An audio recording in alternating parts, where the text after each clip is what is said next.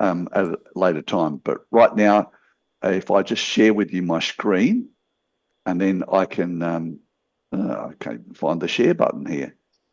Oh, here it is. I'm going to bounce back and forward on two different screens, two different types of sharing. One will be a PowerPoint presentation, and the other will be an actual live mind map. We'll actually do a live mind map with you. So it'll be quite an interesting option for you if you've ever done those before. So today's all about clarity in your IP commercialization, and the whole idea is to get you from where you are right now to cash flow positive. That's all we work on. I'm going to explain the pathway we take and explain why early stage commercialization is quite specific. So let's jump into this. I'll get my thing going.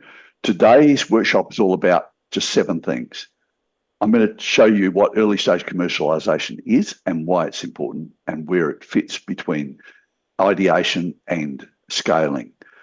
I'm then going to work through the commercial model that you need to make your project successful. If your project is a commercial, industrial, or consumer, it doesn't matter. It'll all have that. And we'll show you I'm going to use the commercial modeling software that we use, and I'm going to show you the 9 elements that we use, and then I'm going to do a deeper dive into one, which is demand, and I'll just overview a couple of others. After that, I want to profile what we do in terms of partner, licensing, investor, buyer, because most people think, okay, I need to raise some money, I need to go out and find high net worth individuals, I need to find investors with deep pockets, and that's actually not what you want. They are the last people you want because they will be talked out of it every time. I'm going to show you who the best people are to get it on board. They are partners, they're not investors. Next, I'm going to show you one key difference that it's going to make a bigger difference in what you do today from now on, and that is cash versus the things you buy with cash. And that is when you're going to raise, a lot of people set out to raise $5 million to get themselves profitable. And when they come to me, the first thing they learn is, I only want them to raise 500,000, and I don't want to get them profitable. I want them to get to cash flow positive, to the first significant cash generating transaction. And I want to offset a lot of the cash they need with other things. And I'll explain all that as we go. Next, I'm going to talk about exit options for you and why they're important. Also for your prospective partners. Doesn't matter whether they're funding, distribution, licensing, they all have to have an exit point. And if you can offer that, people will get in only if they think they can get out. I'm going to show you how you can have things impact on you that you can't control. We call those outside influences. And we're going to show you what they are. There's probably 10 of those. And if you understand them, you'll be able to articulate them and mitigate the risks associated with them. And most importantly, the prospective partners that you talk to will understand them completely because of where we get the partners from. And as a result, they'll see that you're mitigating their risk when you mitigate yours. And after that, at the end of this, I'm going to bring it all together and show you how you can apply it for what you've got. And going forward, you should be able to take 2 or 3 or 4 of these gems and drill them into your business and make a difference in the next 7 days, 30 days, and then 12 months. The whole idea is that in 12 months' time, you will not be where you are now. And that's the most important part of this. Okay, so what do inventors want? In most cases, though, their priorities are around having a patent, a design. Some people focus on a prototype, others a business plan. People want a draft legal agreement. That depends on who you talk to. A business plan would be if you first talk to an accountant. A draft legal agreement if your first person was an attorney. A patent would be a patent attorney. You might need some funding. That might be an accountant or a financial advisor. You might want a business partner, and that might be to say, oh, okay, I don't have the skills. I've got great skills for inventing. I don't have skills for commercialization. Why don't I find somebody? That might be a consultant. It might be somebody to buy into your business. A lot of people think they can get a consultant to partner with them for a share of the equity, and it doesn't happen, and I'll explain why later. Some people say, well, if I get sales, then I'll be okay, and they might then decide, I'll take my little widget and I'll put it on Amazon and see if I get 1 million sales. And then they watch while they get 2 or 3 or 4 sales and get 400 competitors. Or they might decide I need a risk management strategy and put everything in hold, and that could take another 6 months before you decide, well, whatever happens, I'm going to be facing risks, so why don't I just get on with it? But the most important thing you need that is not on that list is a commercial model. And most people don't understand that. Your value is not in your product. It's not in your service. It's not in your widget. It is in your commercial model. You wrap around that, how it makes money. If you understand how it makes money, that is going to be how you're going to earn money, because that is what you're going to have to convince other people of. Okay, so if I keep going now, your commercial model, it brings you everything in sequence, and I want to explain how that works. First, we do a market validation. It's most important before you spend any money on patenting or business plans or anything else. You've validated the market. Now, a lot of people think, well, that's paying a consultant and that's a $10,000 option. It is a $10,000 option, but you don't have to pay to get a market validation done. If you understand how to do it, you can do it yourself. And we have a checklist which you just take off a shelf and drop it in, and it shows you how to go to the market and talk to people, but not about the product, but more about the problem. So market validation can be done. We do primary and secondary. Secondary is where we do a search, and AI is great for that, searching how do people solve this problem right now, and that brings you back a lot of pathways to more information, and off you go. We also need a proof of concept. It doesn't have to be a physical proof of concept, but we have to know that what you've got is going to solve the problem that people have. I always equate things to problems and solutions, and that way you get to understand the greater the need, the more propensity to pay. So people are not going to pay for something like a stylish watch if they don't have, if it's not going to save them any money, unless it's a need for them for esteem or something like that. We then go into pricing, costing, and sourcing. A lot of people don't do this. And it's important to understand that if you don't do pricing, costing, and sourcing, you'll never know what your margin is until the time comes to start banking your margin. And it could be that your project doesn't work. So you need to understand how much you're going to have to pay to build the product, how much you're going to have to pay for sourcing all your products. Make sure you've got those sources lined up and the volume discounts you're going to get. But also then what you can sell it for and who you have to sell it to, because it might be that the end user might be someone who shops at Lowe's or Mitre 10 or something like that, and you're in a situation where to get through this, you need to understand that there's going to be layers in there of people who are going to need to be paid, the wholesalers, the distributors, whoever it is that's going to be in there, and then that takes your margin away. So ultimately, your pricing and costing has to incorporate those in there. Otherwise, you'll end up with nothing, and nobody likes to work for other people and not get paid for it. We need a very firm path to market. You need to understand who those layers and players are. You need to identify and direct them, because ultimately when you're pitching for partners, these are the people that already have that path to market. I mentioned the layers and players. Layers are the market. The market. They're people who buy the product, who have the problem and want to go and solve the problem and go out and shop for the problem, and all the layers within there. And on the players side, it's who are the people in the industry. They are might be very big. I've had one recently that the competitor, there was only one competitor, and it was a massive company, but they weren't making any money on this product. And the product we put up was 200 times the price, and people still wanted it. And I might even show you that product later on, because I've got permission to use that in our workshop if we need to. So you also have to have an exit plan. An exit plan is very important, because if you're getting into any sort of partnership with anyone, they won't get in unless they can get out. This isn't a marriage. They're not there for life. They're there until they make money, and you have to show them a sensible way to realize their value from a relationship they're going to have with you for 2 years, 5 years, whatever. They don't have to get out. They have to have the option to get out, and you do too. Otherwise, all you've done is build yourself a job, and that's not what you want. You have to have a way of trade sailing this to somebody, and we'll show you how. I'll talk about a little bit about exit plans later on. We've covered that in a lot of other webinars, and at the end of this, if you want to, You can get access to all of those past 12 months of webinars. They're an hour each. Today's 2 hours, but that's because we're doing a workshop as well. You need a funding plan. You need to know how much you're going to use, how much you need, and what you're going to use it on. And in some cases, you don't actually need as much cash as you think, and I'm going to explain that for you. You need a licensing plan if you're going to go licensing. You need a distribution plan if you're going to go distribution. And if you're going to trade sale this, for instance, you've now done this and it doesn't fit your portfolio anymore, you want to find a buyer for it, we need a plan for that as well. That would be really back up to your exit plan. We also have to know what it is you've got to work with right now, what you need to keep, what you need to throw away, what resources you have to go and source to bring into your project to make it work. Because sometimes you won't have the skills, you won't have the funding.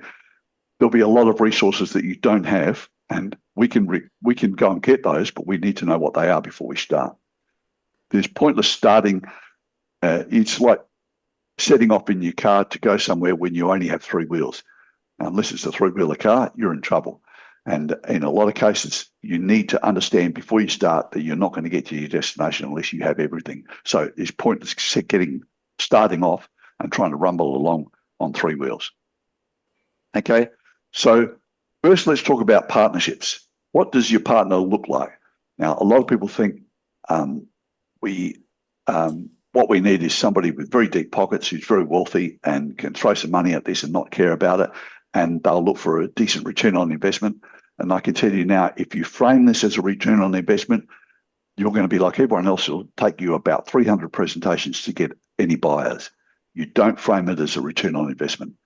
Now, the picture there is a trade show, and the reason why is because trade shows are the hot place, target-rich environment for you to get your investors, and I'll explain how, or your partners.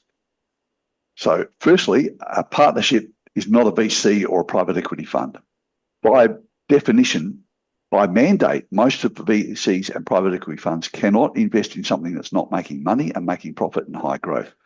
They're looking for 4 things: cash flow, high growth, someone they can deal with, and it must be within their silo of operation. Their silo of operation might be in aviation or marine or industrial or oil or gas or whatever it is that they are specialists in. And if you don't fit that, they're not going to.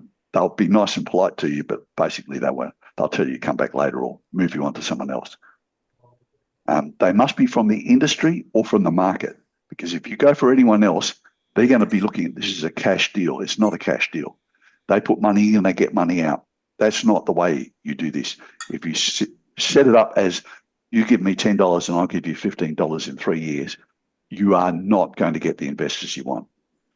Even if we get high net worth individuals, by definition, a high net worth individual, a professional investor, if you like, got to be wealthy because he takes advice from people he trusts. And those people are going to tell him, run away from this because there's no exit. Because you can't prove an exit unless you're about to do a public listing, in which case, yes, you've got an IPO as your exit, and they would look at that. But by that time, you've already got cash flow, and therefore, again, it changes the game. Most of the big players won't risk $5 million to make you profitable. In fact, not anybody will want to give you $5 million to make you profitable. What they will do is give you $500,000 or $500,000 worth of services, assets, and access to equipment and skills in order to make you cash flow positive. They'll also accept a limited exclusivity. Now, most people think, well, if I'm going to get a partner, they want to prevent other people, and that's why they don't like to talk to people within the industry. But I can tell you right now, the majority of people you want to talk to in your industry or your market that you approach only have an area they operate in, might be a demographic or a geographic territory, and in which case, that's the only exclusivity they're looking for. And they don't want it forever. They only want it for 1 year or 2 years. So you can afford to give a high percentage of your company away, because you're not giving away anything of your company. You're only giving away your rights to that product in that particular geographic or demographic for a limited period. And then it's open season. So you're giving them a head start, and that's a good thing for them. And it's also a good thing for you, because that's what's going to fund you. They want to be able to know that they can control your risk because that's controlling their risk, and vice versa. So, and their experience is the first thing that will help. So if you get somebody from the industry or the market, they have experience in that industry or that market, and they are a lot more likely to be able to help you to get past things you haven't learned yet and control your risk. They also need to have an exit path. I've mentioned that before. Most funds, for the stuff that they have, it could be that you're saying, I want, yes, I need $500,000 to get the first cash generating transaction, but what I actually need is a sales channel. If they have an existing sales channel, that's going to save you $100,000 to build it. So that's a big bonus. It also means they can probably blast out an email to, let's say, 80,000 customers and say, hey, we've got this new thing going. Would you like to have access to it? I've had a customer do that to tens of thousands of a prospective partner. He did it to tens of thousands of his clients and said, we'll give you the product, and if you don't like it, send it back in 30 days, we'll refund you, and we'll just put it on your account. Guess what? That project was cash flow positive before it even started. And that was a medical product, by the way. Also, you might need access to plant, equipment, and skills that you would otherwise buy. Well, you don't have to if they've already got it. All you want is a corner of their workshop. That's a much better idea.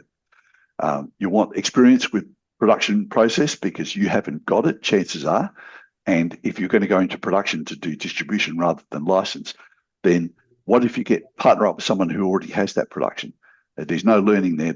They know how to do pre-production prototypes. They know how to make a product economically, because you can redesign a product to cut 30% of the fat out of it, and that is bottom line dollars every time. So it's going to be a huge difference, and whatever you give to them is probably not going to cost you anything. It's going to make you money. Also, they would have relationships with suppliers if they're from the industry, because the suppliers you're going to go to, you might sell you something at a volume price of 100, but if they have a volume price of a million already, their price is going to be different than yours. And if you can buy it there plus a little bit of a margin, you're going to be much better off. So, and they don't mind it either because it adds more volume to them for economies of scale. And I've had that recently with another project where we partnered up with somebody who was able to get their product to increase the amount of motors that they were buying to put into their product, because this new product also kept the same motor. So what partners react to the most? Chances are, if you're going to raise money, you're going to spend that money on your project. And if you look at how you spend that money and share that with a prospective partner, then chances are those partners are going to be able to work with you on that and not have to give you cash, but rather give you services. So they might say to you, don't buy the same as what we've got, use our services and save yourself some money. They're not doing it for nothing, but they will say, well, if that's $100,000, can we have $100,000 worth of equity for that? And yes, why not? You would do that. You get access to their products. They reduce their risk because they're not putting out cash. They're just putting out offers of access to services or products or machines or whatever.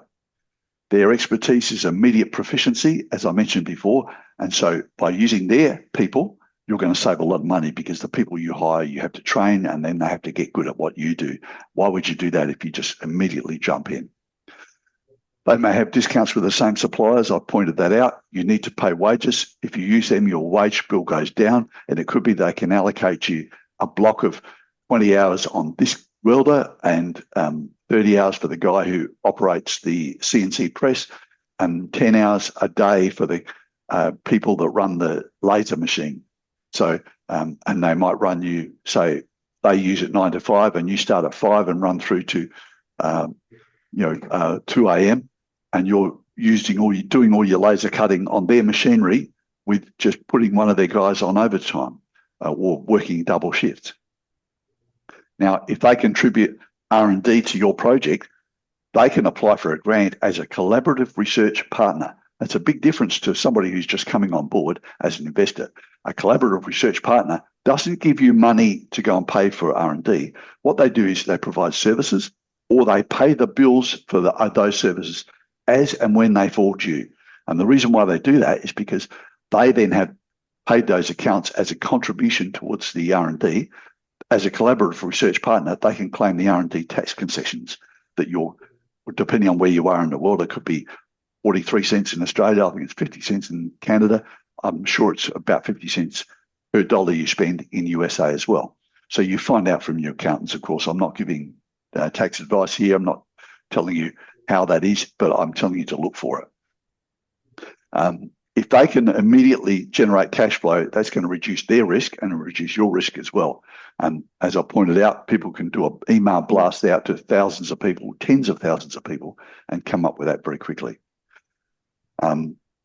They'll know that their customers will want this, and that's why you've picked them. If they've got day one sales tucked away somewhere and they've already got the sales team to go out there and blast this, you might even do a deal where for 2 years in their demographic or geographic, they rebrand a product as theirs. And so you have two versions of it. One is black and white and one is green for you. And the black and white one is called their widget and yours is called your widget. And you compete against each other academically, but in real time, the real case is you don't, you're partners. The big question they're always going to ask themselves is, and this is why I hunt for number 2 or number 3 in the industry, can this make me number 1? This is a big deal for a lot of companies. They're looking for a low cost entry to boost their sales, particularly in difficult times. And so finding a partner that's going to jump across to you because you're going to help them make number 1 makes a big difference. And I can tell you how powerful that is. If we think of the Avis, in the 1960s, Avis had a policy, and it was, we're number 2, so we try harder. And it didn't take them long until early 70s, they were number 1. So now their slogan is, we try harder. So it just shows you how powerful that can be. So if you want to build your commercial model here, and I'm switching gear, and I'll move into this, but I just want to give you an overview of how we do commercial modeling. We look at, we pick the company and we start with 244 questions. That blows out to about 400 data points or 500 data points on a mind map. The whole idea is you, at one glance, when you print this on an A0 or A1 piece of paper, which really takes up a wall, you're seeing everything all at once, and you're attacking that once a month with me. If you were part of our program, you attack it once a month with a highlighter and a Sharpie, and you're crossing off and circling and editing and adding things and making your pathway more reality. So we firstly look at what is the problem, and because you're going to go out and solve a problem. We look at who has the problem. We look at the decision makers. Within that, we look at the market, how the market plays it. We look at the industry, who actually supplies that market. They're the layers and they're the players. Pricing and costing, again, I talked about that. And we look at the exit options. That's just one aspect of it, the demand. The exit options is an important part of it. It's outside of that demand. But the reason why we do exit, at the beginning of a project is you always must start with the end in mind.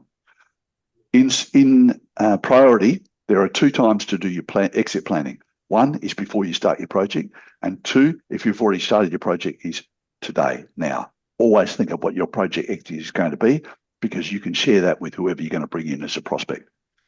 Okay, so based on this, this is the mind map that we use normally. So when we start with a company, we work for 4 hours on this. We start with a mind map. That there would be the company's name. We would say, what is the project, target market, industry, where are you right now, where do you want to be? That's where are you today, where do you want to be, your destination, what's your biggest issues? These are the things standing in between you and your destination. So they're the roadblocks, things that you can't always control, the external factors, and I'm going to go through some of those today.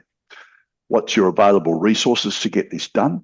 So what do we have? What do we want to keep? What do we want to throw away? What do we have to bring in? And then once we've done that, what is the optimal commercial pathway? Now, we have to start with the end in mind and work backwards, but we also have to know what our first destination is. And we focus on just 4 destinations in what we do. And I encourage you to do the same thing for your project. And that is, I want a modest cap raise. I want a distribution agreement, I want a licensing agreement, or I want a trade sale.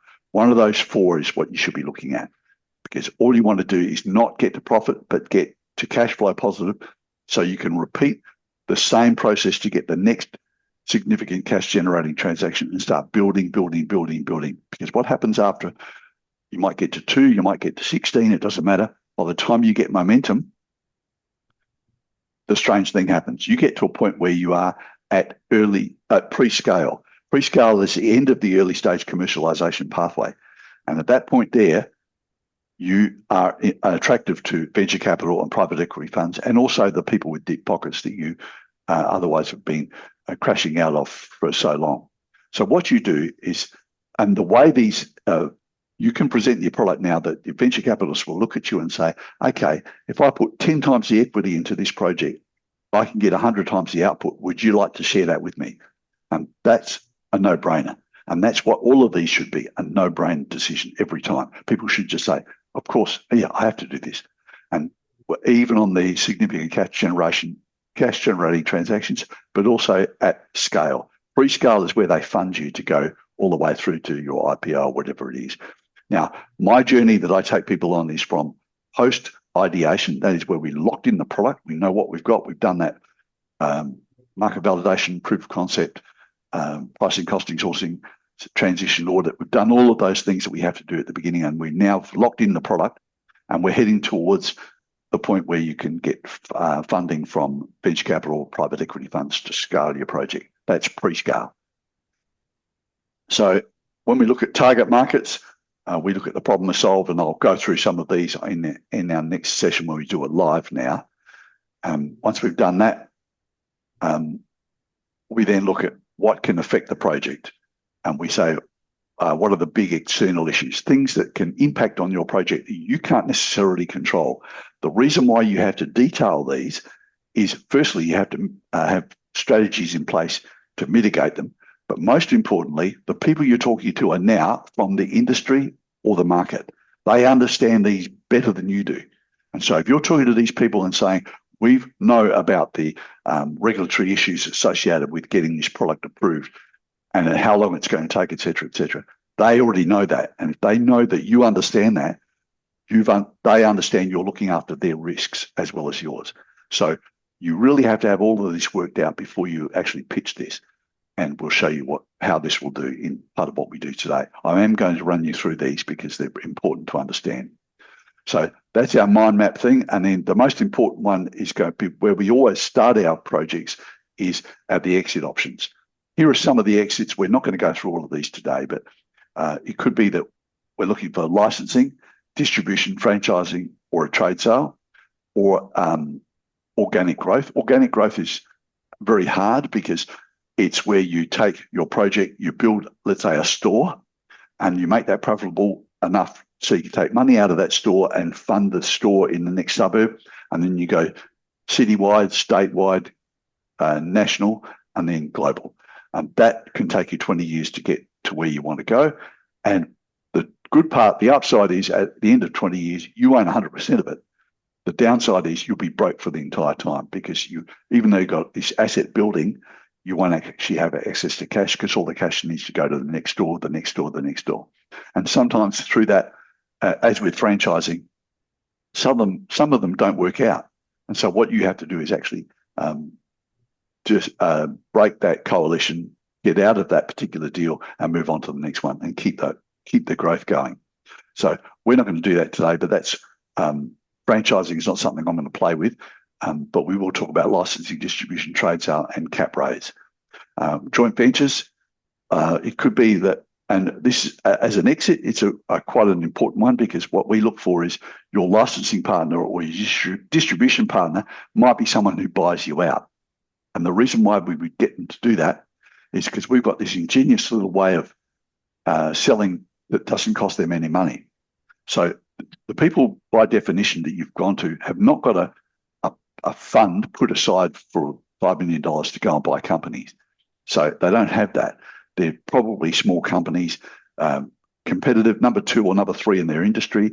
They might be citywide or statewide or even national, but they haven't necessarily got $15, $20 million to buy you out. But what you can do, if there are public listed companies, you can say, I will give you 100% of my shares, 100% of shares I've got left, in exchange for $5 million worth of shares in your public listed company. And what's more, if you value my company at $5 million, you only give me $3 million today, but you give me $3 million in 12 months' time if I meet particular KPIs. So I've mitigated your risk and got a bonus for it. Guess what? It's not a cash transaction for them. They're dead keen to do it. And for you, you're making more money than you otherwise would make based on the valuation. And I can tell you, public listed companies will value you much higher if you've got cash flow. So they use a multiple of 12 in some industries is higher, whereas a normal company would be 2.5, a multiple of 2.5. So you really do want to find a public listed company to exit. And the way we do that is for the distributional franchising, we're looking for public listed companies. So that's just a way of the exit, and that's why we talk about a joint venture. An IPO is very rare for me because I very rarely get you to an IPO, but I do it. Sometimes we get to pre-scale, we find a venture capitalist who says, I've got an IPO about to happen. They've got lots of long-term capital. You know, I had one in financial technology. The finance company they were going to list was 100 and something years old. It had very steady cash flow, good growth, but not outlandish growth. The thing they lacked was blue sky. So we sold them this technology which gave them an element of blue sky so they could actually enthuse their shareholders, their old shareholders, but also attract other shareholders. And that's what they did. So when they IPO'd this very old company to get liquidity into it, they also added some blue sky to get some blue sky into it. And so an IPO can work if we do that by an exchange of shares, a script for script rollover, we call that. Now, when we do that, you need to be aware that there's an escrow period associated with it. Escrow, for those of you unfamiliar with the term, is all about holding you do get your shares, but you can't trade those for a period, and it might be for 12 months or 18 months. Sometimes it's even longer in some industry, but usually 12 months to 18 months is what they do. They do escrow when you don't have cash flow and you're selling in, or where they think you're going to exit. That way you can't turn around on the first day and sell out everything and pump and dump. It won't happen. Okay, so that's really what we're going to cover today. Now, for those of you who want to, I'm going to give you an access to the program. It's for a trial of a product we're going to use on mind mapping. It's called Mind Manager 2025. You can buy that, but you can get a free 30-day trial, and you'll be able to access that on the link. All you have to do is put the word trial in the share notes in your chat box sometime during the course of today, and I'll give you the link for that. At the end of it, we'll send out a link, and you'll be able to go on there, get a free 30-day trial, and do your mind map as you go. So you can get yourself started and keep it all moving. Okay, so now I'm going to share another screen. Before I do, sorry, Daniel. I'm sorry. Sorry, I hate yes. to interrupt. What No, was not at all. that code? What was that code again? I'm sorry. You said Oh, just trial. The trial. word Okay. trial, yeah. So for everyone who wants to, you can get a free access to it. They do it free. I'll just send you a link to where they do it free. They hide it away. So, and you will be able to, you'll fall in love with this. Most people that do end up buying it, but I'll show you how powerful it is today. I'm not going to sell it. I don't make any money on it. I just do it because I think it's a good little product for everyone. So now I'm going to share my screen into Mind Map. It's called Mind Manager. And I'm just going to hide my my controls, so nothing's falling on me as I go with this. Now, so that's what we have. And when I start a project for when I work with people, first thing we do is, and I'll show you how we do it. But first thing we do is for 4 weeks we actually do an intensive training on how the industry actually works. Oh, A lot of people don't realise that the industry doesn't work the way they think it is. They think like they've read books from that shows how people like Steve Jobs got it going, or how Microsoft got going. All of this, that Tesla, it doesn't work. It won't work for what you want to do. So what I do is I show you actually how people starting off with innovation can make money. And so that first, we have about 45 to 50 hours of coursework and case studies, and it's all online self-paced learning. But once they've done that, we then bring them in for a 4-hour mind map workshop. This is called an ideation and commercial modeling workshop. So we finish off your ideation and we lock your research and development door. We know the precise date that you can close and lock that door, because if we're going to raise you any capital, I can tell you the last thing you want to do is use any of that to swing back into R&D and do more work, because you're actually taking from the purpose of it, which was to commercialize, and the people who have given you that money or those resources are going to get pretty angry with you very quickly. So if I just do a quick walk around on this, when I mentioned this before, we start with what are the exit options? I've shown you that. What is the project? And we're going to, when we do what is the project, I show you questions we ask. What do we own? Do we have prototypes, inventory, a process, patent applications, trademarks, designs, secrets, whatever we put in there. And we might say it's a patent, or an application, and I might put provisional patent. I might put all the different applications there that I would put, all the different allocations that you give me in answers, and we start to build that out. So you can see the one question might go to, it might have, for instance, I've had a prototype that was done. The gentleman that did it took an aluminium can, a soda can, he chopped the lid off it, he shaped it into what his product was going to look like, he painted it black, he put a white background on it, and he photographed it, and that was his prototype. And he was able to sell that. We got licenses based on that. He said, this isn't the product, but this is what it will look like. And he was right, it did. So you can actually do that too. You don't have to have a working prototype. You just have to have something that shows people. And it could be that you've gone and spent a bit of money on CAD/CAM, and you've got something to show them, a rendering. That's fine. You may have inventory of the product. We want to know if you do. So because then it's hard to change that, but also you have to sell it. And we also know what the value is. So we go through all of these. How do we own and protect it? NDAs, patents. We've talked about patents up here, but we also want to know that you've got other options to own and protect it, because the last thing I want anybody to do is, when they get a good idea, is to rush up and get a patent. If you do that, you're probably wasting money, because you don't know if it's going to make money yet.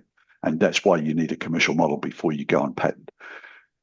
As a result, you probably do need to share this idea with people to qualify it. We use non-disclosure agreements. We use waiver of rights agreements. We use non-compete agreements to share this information out. If you limit that, you will get better options. I'll give you a tip for nothing. When you're dealing with big companies, they'll never sign your NDA. Don't even ask them. Tell them, I can understand your company is going to take longer to approve my NDA than it is for me to approve yours. Why don't you send me yours? It's probably a reciprocal NDA, which means it's a two-way. Works both ways. If it is a two-way NDA, why don't I just change the names at the top and give it back to you? If it's the same, your people will approve it. And that's how I get NDAs done. So they're all different, but they're a lot quicker. I need to have non-disclosure agreements in place well before I do a pitch, because I hand them across the due diligence file at the end of the pitch, so I get a decision within 6 weeks. That's how you get a project moving. So if you want to save yourself 6 months, don't try and get your own NDA done. How do we value it? You might say, well, I've valued it based on it's a great idea and everyone says they want one. No. You might say it's the 2% of the world's market is worth this, and I therefore think I'm worth this. No, that doesn't work either. What you don't realise is the price it costs to build you 2% of the market. If you factor that in, it's not worth doing your project. We also have to know what it does and who it does it for, etc. All of that as we worked our way down. So I'm not going to do that now. I'm just going to show you what that is. Then we also want to know how to verify what you've done so far.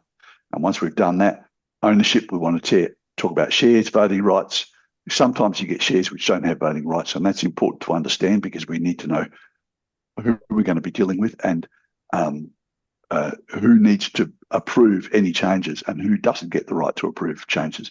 That's an important aspect of going forward. Reciprocal or first right of refusal. Who has the first right of refusal to buy each other out? It could be that you've got a long-standing partnership agreement that says, if I retire, you get to buy me out, and vice versa. Well, we need to deal with that if we're going to go bring a third party in. So we need to know what all that is and what the dilution agreements are. It could be that I've lent you $100 to get your project going, and I've said it's non-dilutional. So, and you've messed that money up by spending on more R&D, and as a result, you've run out of cash before you are cash flow positive, and so you have to go and borrow more, or you have to raise more money. If that were the case, I don't get diluted, you do. So you're giving away another 10% of the company. You're giving it from your shares, not from the company. So you need to understand whether there's a dilution element of that. So that's what is the project. Target market is what we're going to handle today, so I won't go through too much of that. What's the industry we're trying to enter? We need to understand who the layers and players are. We need to we give that a name, and it's important to understand what that product is. Plenty of people might be homeowners have a problem, but homeowners will only buy one of what you've got. They're not your market. The market is the commercial people who fix homes using your product or whatever it is, and they're the ones we want. That's what your industry is. So we have to really define that right down to what it's going to be.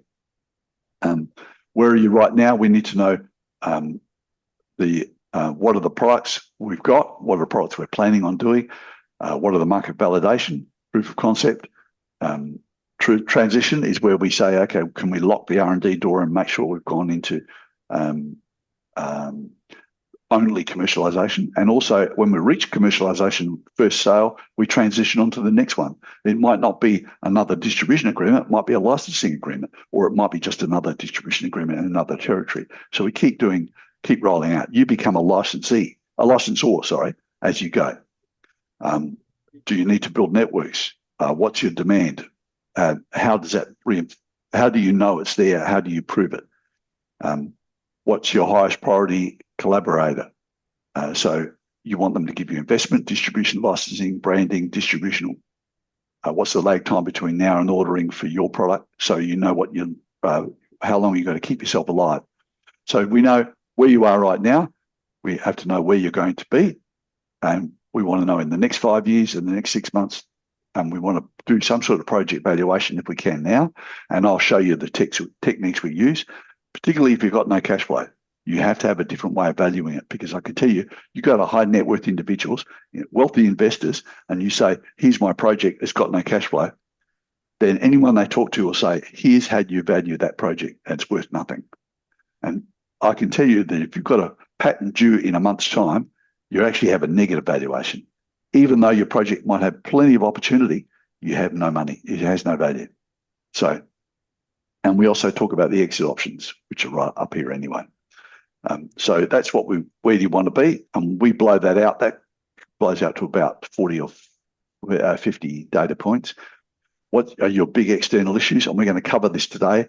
Just a list there of things that we look at that can impact on you that you can't control, but you have to detail, and I've explained why. What are your available resources? What have I got? What do I have? What do I need? What do I need to throw away? I've got a product that makes, I've got a really good bicycle, and I've also designed a tricycle, and we need to say, let's put the tricycle on hold for 2 or 3 years and work on just the bicycle. And because if you cycle back into R&D to finish your tricycle, you're using up commercial money for R&D. You don't want to do that. So we need to know what we're going to lock away. And also, for most inventors, don't have one product. They have, many have up to 20 projects. And what I have to do is make sure that you only have one project active. So I can tell you now, the old Confucian saying from 3,000 years ago still stands. A fox who chases many rabbits catches none. So you need just the one rabbit. And also, I want to get a financial position.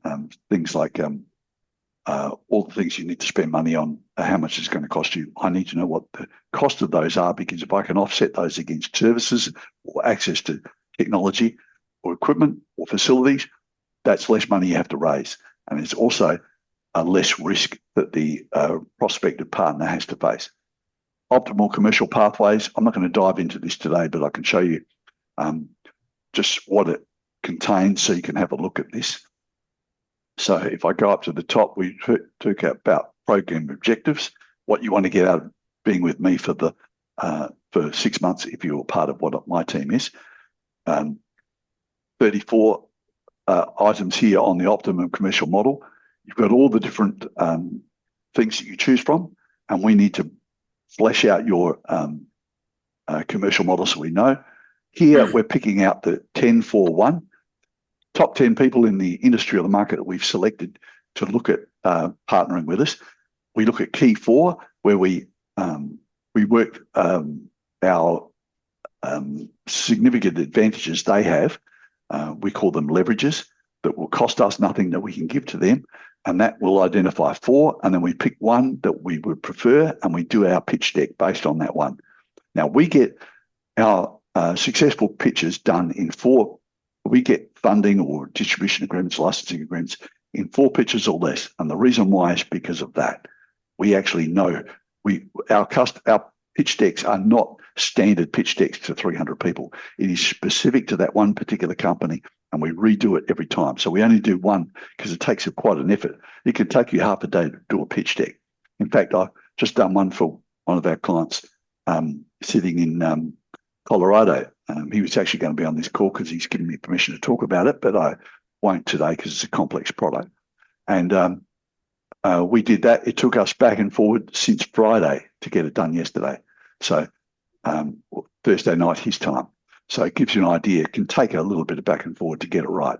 So we've got our first one, and it's a multinational company based in the US, and we pretty much have got a deal that will be a no-brainer for them to take on. And he's already got his exit planned out because of who he chose them, because of who they are.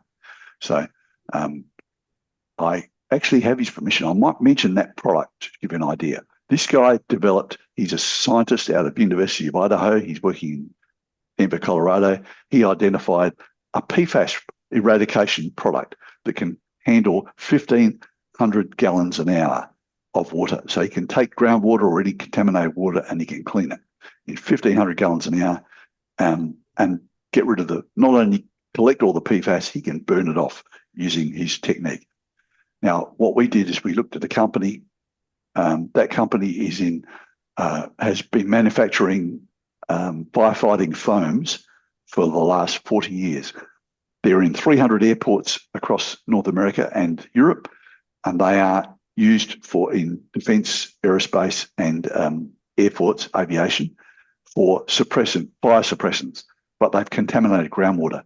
He's gone in and said, here's a solution to your thing. I can give you 2 40-foot containers with one unit, and you can do 1,500 gallons an hour of your groundwater and pump it back into the groundwater and do remediation to your site. They are a public listed company. Well, they aren't actually public listed, but their parent company is, and he is prepared to swap his 50% of his project for shares in that parent company and then run a joint venture with them, and they can buy the other half when it's worth a whole lot more money. So we've already mapped that all out. It's a no-brainer for them to take that project on.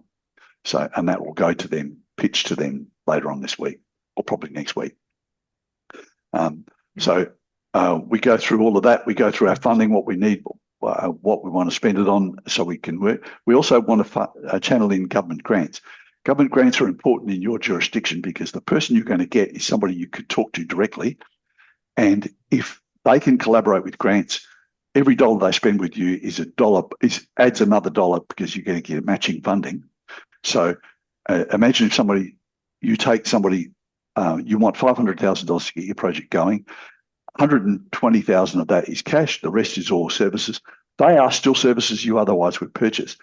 So if they provide that $500,000 worth of partnership, money and services, and access to people, etc., and facilities, then you can claim a grant based on that contribution. And as a result, every dollar they're spending with you $100, let's say they're spending $110,000 with you, they're getting a $250,000 bang for the buck going into that company as a 50% of the 500,000. So you can see very quickly it can add up. And the whole idea is when we pitch it to somebody, those leverages are all stacked up to a point where their contribution, we've written off their entire risk associated with that contribution. It could be that they can do that email blast and get enough customers to be able to cover any risk of cash going into the project. So we show them how to do that. And that's why working on 4 pitches or less, you get it based on being a no-brainer. We show you how to transition. We want to make sure that you get to pre-scale and what happens because you don't always get straight to pre-scale after you've done your first transition. And you might have to do several others. It might be that you go back into another distribution agreement, but you might also do a licensing agreement. You might trade sale your project in Europe and use that money to develop your project further in USA. And that's fine to do that.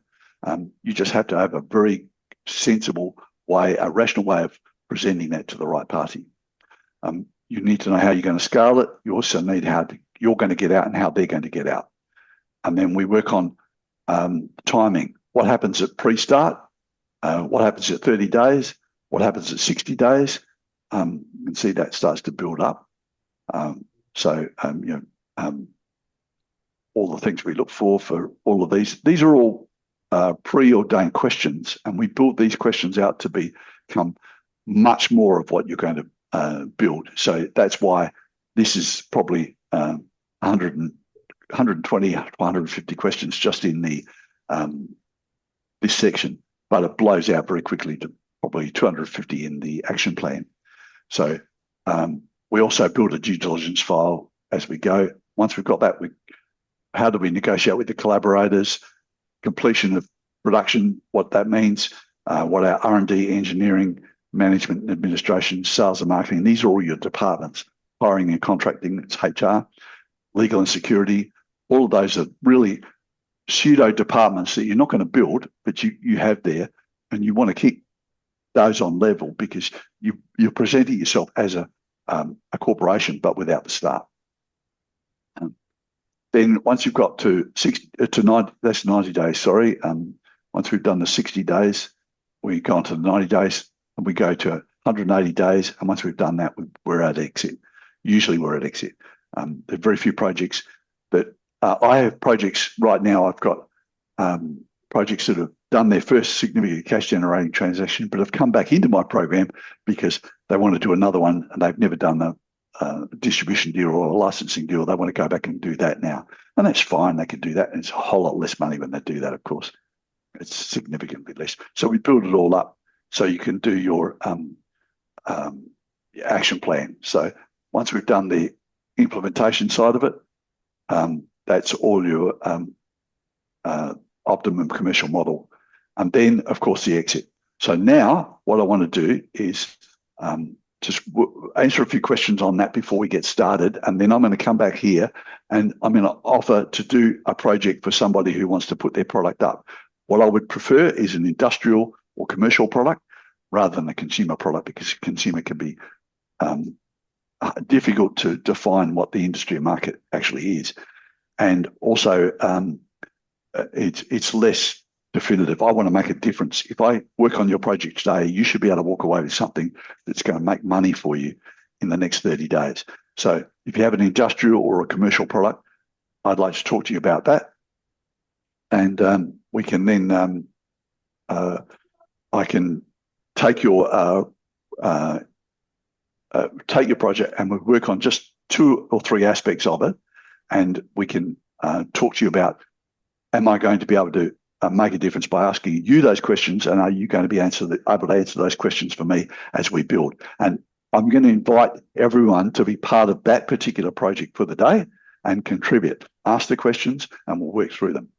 Now, I can offer you some products that I've got permission to do. 2 that I'll give you now. One is actually, if you think it's a consumer product, it's not. This is a 30-second hole fix for gyprock walls. If you have wall paneling and you have a hole in the wall, you put this in, pull a piece of wire, it spreads out to a web, locks on against the other wall with a suction cap, and then in 30 seconds you mix your filler and just paste it over. Done. Now, that sounds like something households would use, but in fact, we've actually built a franchise on that as well. That's at the moment going into Lowe's, hardware house. It's going into 5 different, 4 in US, 1 in Europe, different hardware stores, groups, chains, and it's in 20,900 stores. They expect to only sell 1 a week, but that's enough. The other product I've got is, this doesn't look anything very sexy, but it sells for 200 times its competitor. Its competitor this looks the same shape, but it's just made of styrofoam. It sells for 50 cents. This sells for $100. And the reason why, this is what we call a bolt hole block out. If you're an engineer, a civil engineer, and you build bridges and you put concrete bases down and you put piles on top of those, you have to put the piles that drop onto the bolts. And you might have an array of, let's say, 48 bolts in a square. And this pile has to actually fit on those bolts. And it's very hard to line those bolts up when you put concrete down. So what you do is you put a block out on the concrete when you raise the concrete up, pour the concrete, it's around that. So there's a give of about almost a foot, 10 inches usually, and these 40 millimeter bolts, 2 or 3 inch bolts, which go, might be a meter tall, are sticking out of the concrete. They're not blocked in by concrete at the concrete base. And so later on, they can put a bolt on, a bolt on it, a nut on the bolt, and they can tap it with a hammer and line them all up perfectly. So when they drop it on, easy. Now, bolt holes, blockouts they use styrofoam. They fit it in. The problem is not use of styrofoam. It is the fact that it takes about 15 minutes to use an auger drill to drill it all out, because it's stuck in there once the concrete starts to set. They have to drill it all out, remove that with a vacuum, and then they have to dispose of all the broken bits, and which fly everywhere, of course, in any wind. And when you build a bridge, you're over water, so it's even worse if it starts flooding downstream.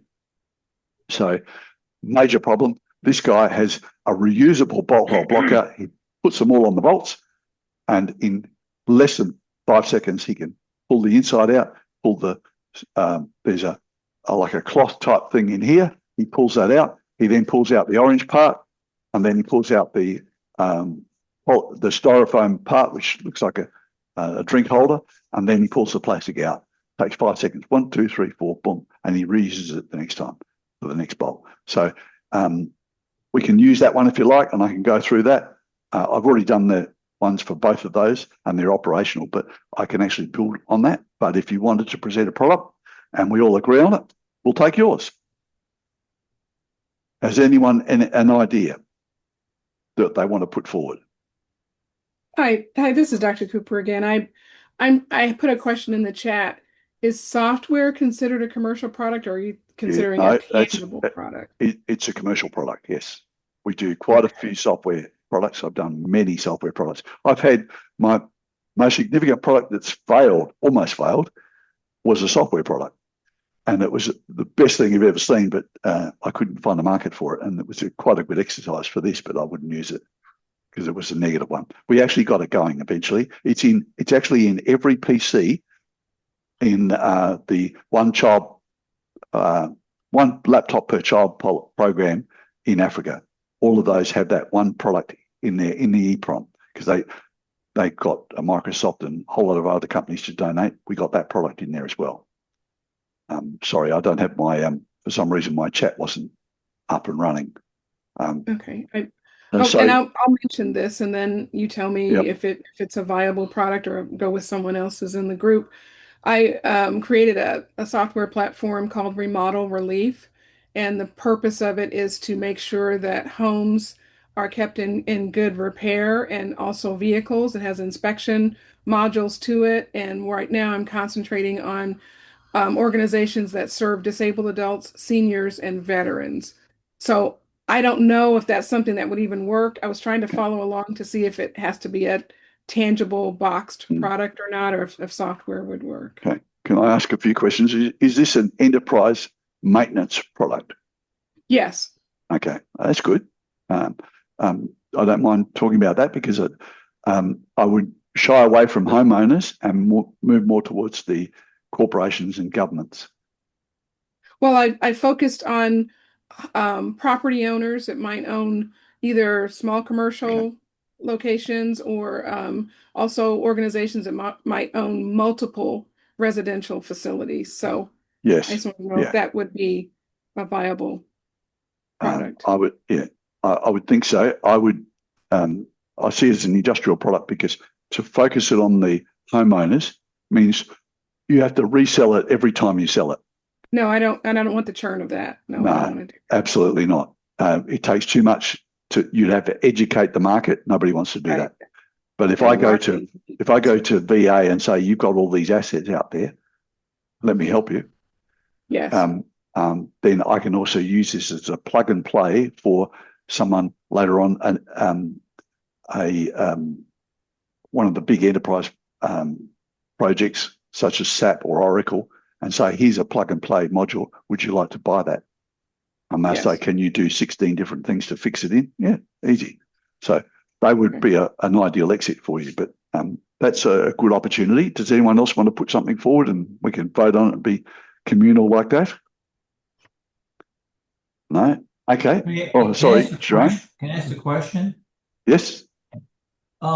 If you have a project that's very unique, has a lot of potential, etc. However, the initial manufacturing cost is about maybe 50% of what we're asking for. Yes. Do you run across that Yes, quite situation? often. Yeah. Higher and lower. Yeah, all the time. And how do you, I mean, because the answers we come back are, well, gosh, can you start small? And that would be the smallest. But they were thinking more like maybe 10% or something like that. And produce a sales flow, proof of concept, all the things you Yeah. talked about. And so what do you do when you're in Yeah. that situation? We scale the project on paper to show what the economies of scale will be for your buying, costing, and sourcing changes that will happen over time. So if the product costs $20 to make right now, and you can sell it for $30, but if with the right volumes you can make it for $6, that's a different story. Well, I guess I was thinking a little bit larger numbers.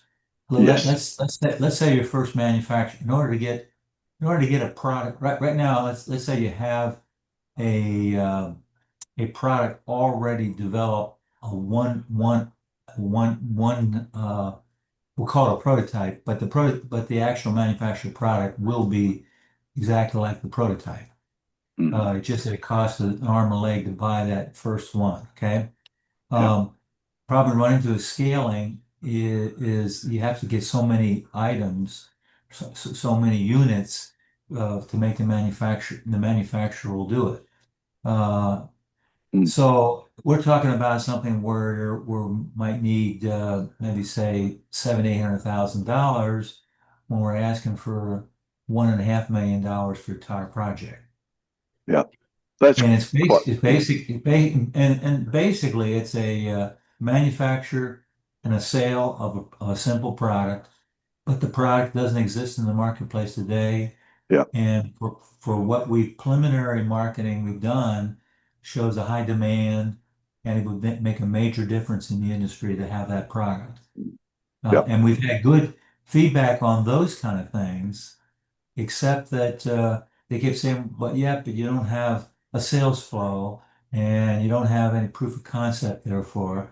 So, gee, if Mm. you could just start small, well, and we've been around and No. around the horn a couple Yeah. times now. Okay. What I have to do is build the case on big scale. People won't invest unless they get an outcome. Um, You have to go big scale. So you don't make $3 big million worth of scale. product. You have to show your argument if the project is already scaled.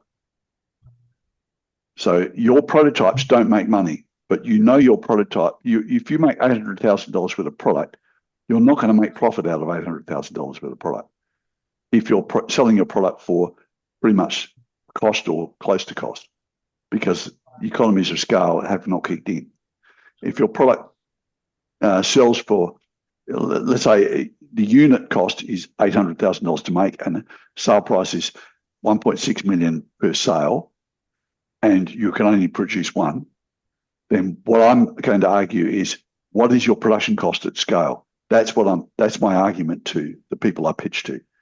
And also, maybe I didn't say it clear. It's not like one product costs $750,000. We have to go with 500 units of, and it's basically a tool set, and we have to go with 500 units. And we've been around the horn with manufacturers on this, and this is where we're at. So, the idea was, well, gee, why don't you get like, can you get like 10 units or 15 units and go out and let's see if there's a real market that'll buy it from you. Okay. Well, to me, that identifies your prospective partner. If someone is going to sell you this for 800,000 for the however many units you need as your minimum sale price or minimum order, any company sells 800,000, they've made it for less than 400,000. They're making money. If you go into them and say, would you like to partner with me? Because our value is 1.6 million, you can make it for 400,000. You're the partner we need. Their actual risk of componentry, they might not have to buy tools and dies, and they might have to build dies, but they don't have to make the machines. They don't have to buy the machines. They don't have to hire and skill up people to operate it. They've already got those people in place. The people who are making products that are made of the same stuff might actually be your target partners. So if I understand what you said, you're thinking that the manufacturer would be the good partner. Yes, because their risk is not right. No, your risk contributing 800,000. It's actually contributing $250,000 in probably raw product, and then another $100,000 in wages, and they've already got the machines. Yeah. So if you de-risk that to a point where you're saying, I need 800,000, no, I actually need $110,000 in wages for us, and I need $200,000 worth of raw component for you guys to use, and I need 400 hours of machinery time with the right skill set to do it. I've changed the game. I'm no longer 800,000, but I'm getting the same $800,000 worth of product. And what's more, what they're doing for you is not product you're going to sell necessarily. You're going to use that for demonstration and the likes. Can I call that R&D? So everything they're providing for me might be $400,000 or $500,000 worth of effort. Can I take that and give you an R&D? Can I raise and get a grant for equivalent funds of your 500,000 and get matching funds? Suddenly I've got $1 million in the bank. How's that going to offset for us? Well, yeah, I mean, you're right. From a tax standpoint, if it's R&D, they can get a tax rebate on that. Yeah, it's whether they get the tax rebate or you get the tax rebate. If you're a joint venture, you don't mind if they get you get the tax rebate. Now, I'm going to tell you what we do that's unique to the way we do it is people come into me and they get shocked because I say, give away 50% of your project. And say, well, I can't afford to do that. I was thinking 3% to 5%. And I say, no, you don't give away the entire project. You give away 3% of that market niche in that demographic or geographic spot, not the whole thing. And you're using it to fund. And it might be that you give them exclusivity as a trade-off so they don't get 50%, they only get 30%. And the exclusivity is only going to run for that demographic for 2 years. And I start discounting it back. It still becomes a no-brain decision. But I've made it, in my mind, I've made it a whole lot more attractive. I can also run off and say, and I've done one, we're actually doing it this week. The trade show was 2 weeks ago. They attended the trade show.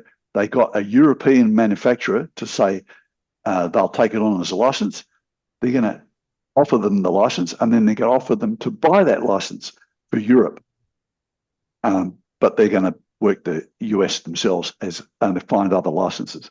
So they'll do a cash out and take take equity in that Swedish company in order to get their project funded, so they can do licensing right across America. And they are guys sitting in Pennsylvania. They're going to do very well. Okay.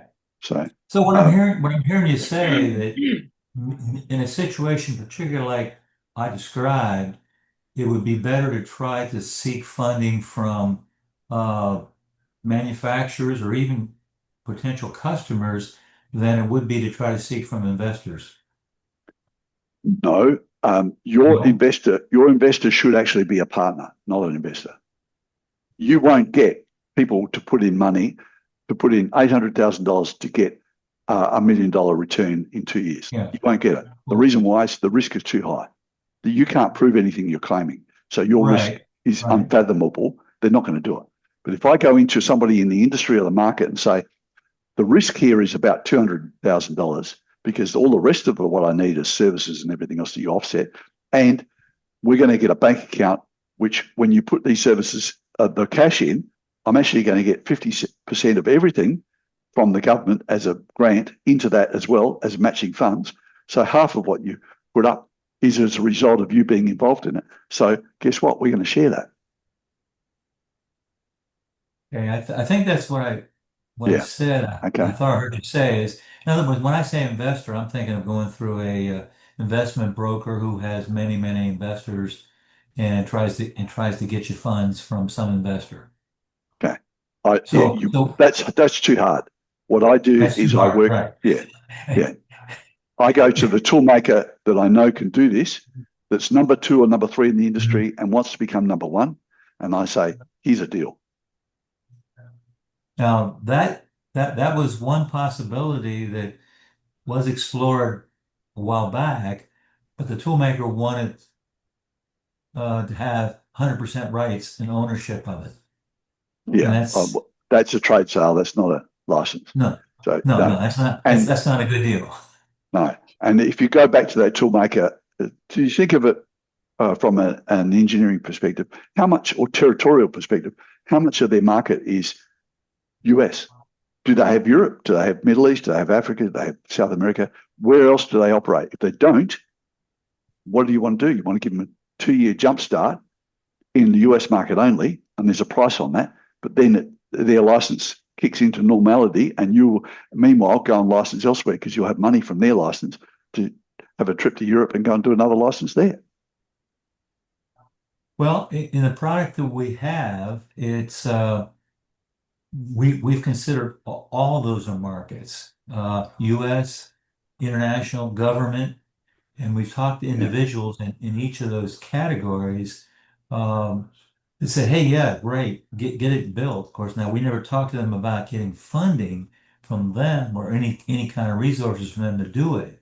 It's like, well, as soon as you get it done, come back and see us. Okay, and so like you say, it's hard going to an investor group and saying, "Give me some money," because they all want proof of concept, sales flow. In other words, they want to guarantee that their risk is near zero. And that's never going to happen because you can't even define your risk. Whereas my way, absolutely, you can lay it all out. Yeah. So it's who you talk to and why. And we build the case using leverages. These are items you can give them that doesn't cost them anything, that they can actually get a benefit from. And that benefit doesn't cost you. If you have a product that is brand new to the market, it doesn't exist, there's no competition for that product. Would that be considered an advantage or a disadvantage? Huge advantage. Yeah. I would think it's a huge advantage.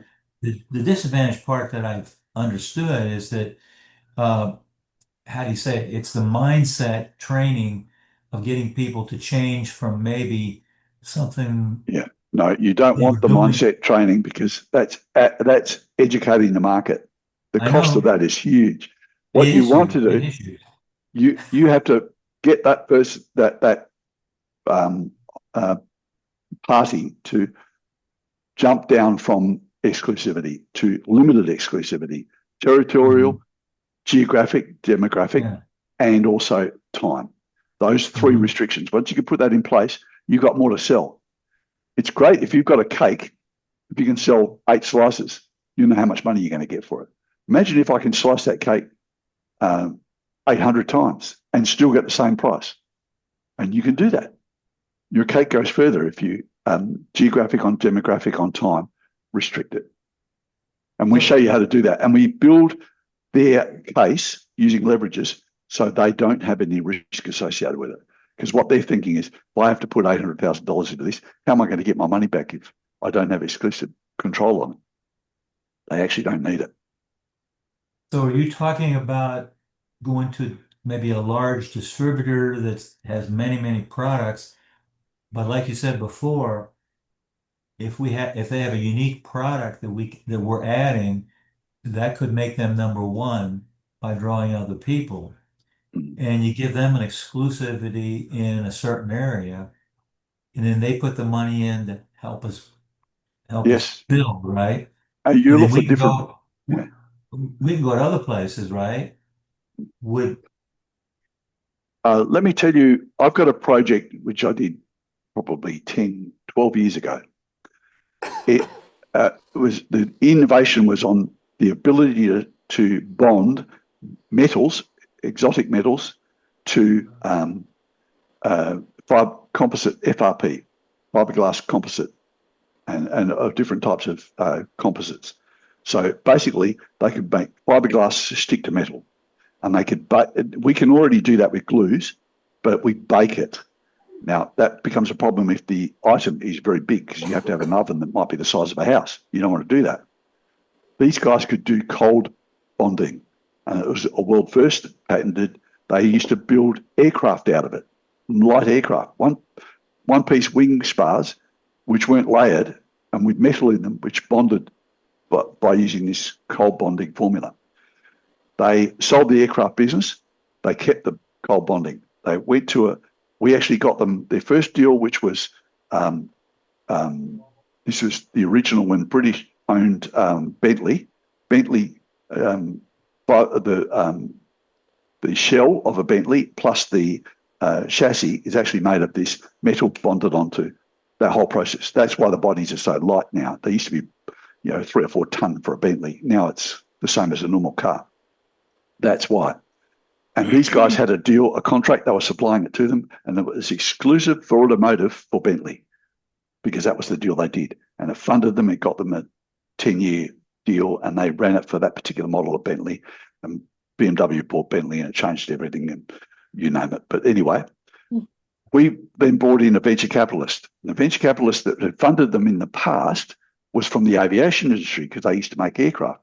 And the guys looked at it and said, yeah, we might come on board because we think there's an aviation thing, but we want exclusive rights to aviation. We said, okay.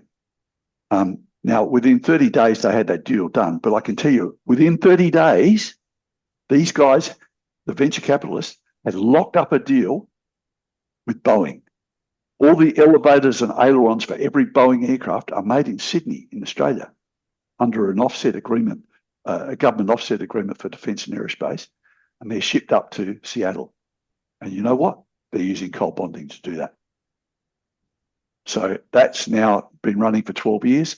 Every aircraft, I'm talking, Boeing have all different types of aircraft. Big ones, small, doesn't matter. Cold bonding is used. It's done. The ailerons and flaperons and elevators are all done in Australia. But when they do cold bonding on wings, that's all done in CTAC under the same license agreement. Big contract, but geographic on demographic over time, exclusivity. So we make it unique so people can say, yeah, I can't say no to that. That's how we do it. So if you want to use your project, yes, but I like Shelley's product. If we talk about that, we can. I can break it open. but I'll show you how to do it as an industrial product, which would de-risk the project for you. Is that okay with you, Dr. Cooper? Yes. Okay. Well, is that okay with everyone else? Sure. Yep. Okay. So if we look at it, I'm going to blast questions at you. I hope that you're able to give me first top of mind. We don't mind that, and I'll be able to then run the whole run at run the whole limit. I'm only going to do target market for you, and then I'll talk about big issues as well, just to make sure that there's an understanding of it. But I'm not going to break into everything here because it's a 4-hour workshop, and I've only got half an hour to run this. So okay. I run. I'm going to ignore what is the project. I'm going to start with the target market. So, what is the problem we solve? Why do people do this? The problem we're solving is the repairs of most residential and vehicular properties are disjointed.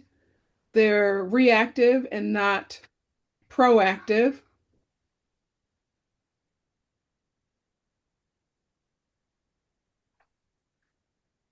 And so that makes them a lot more expensive to resolve. So that would be sequenced and itemized, do you think? I would say so, yes. Yeah. Okay.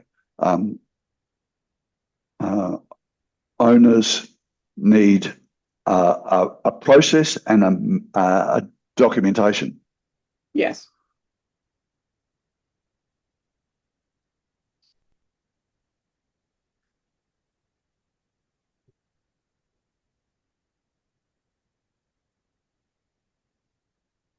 That's a can't even spell suppository.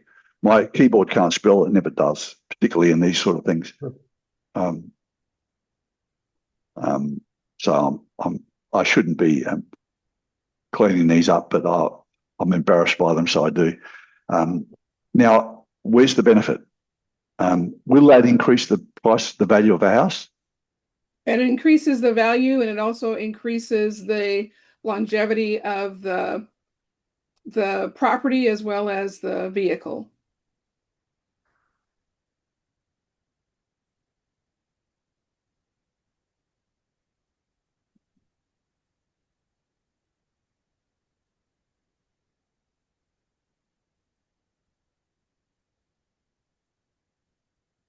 I'm going to just go back here and write another one in here.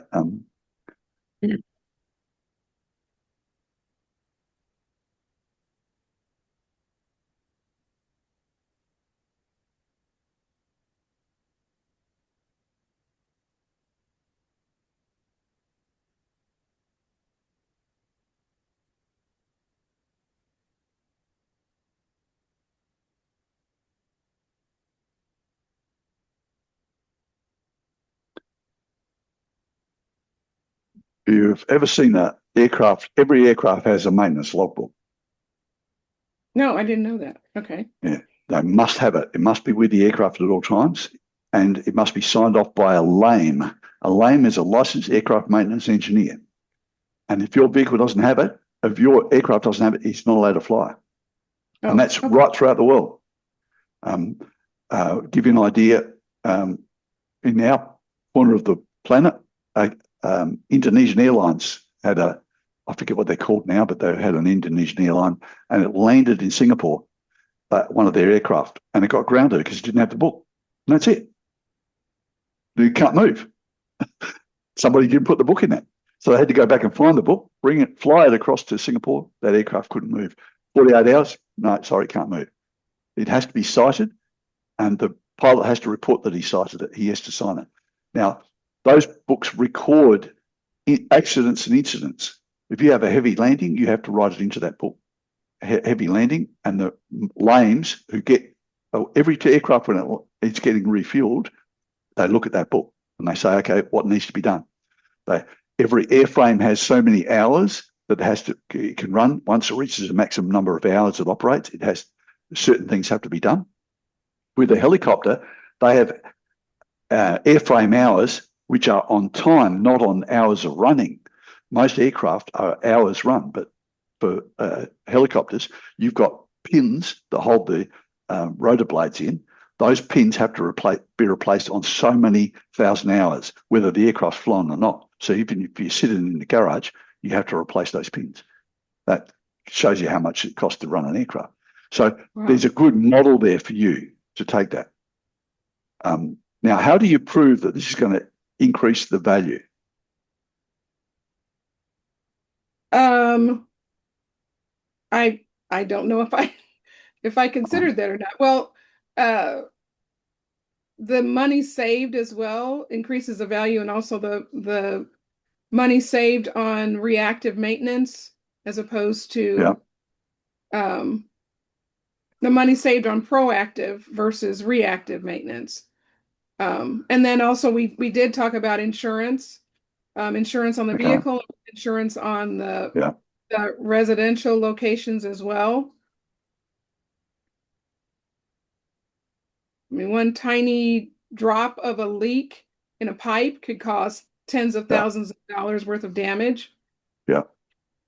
And also the property value on the residential facilities is maintained.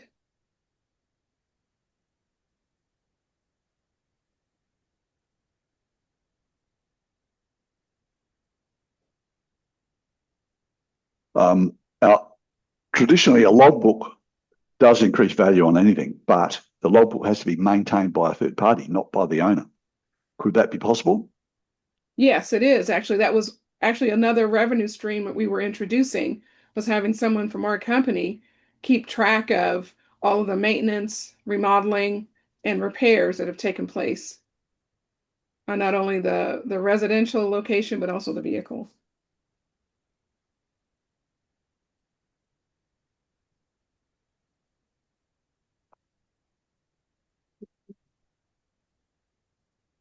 Okay. I haven't spelled maintenance right, but that's okay. So you can see how we're building this. Right. Extends the use of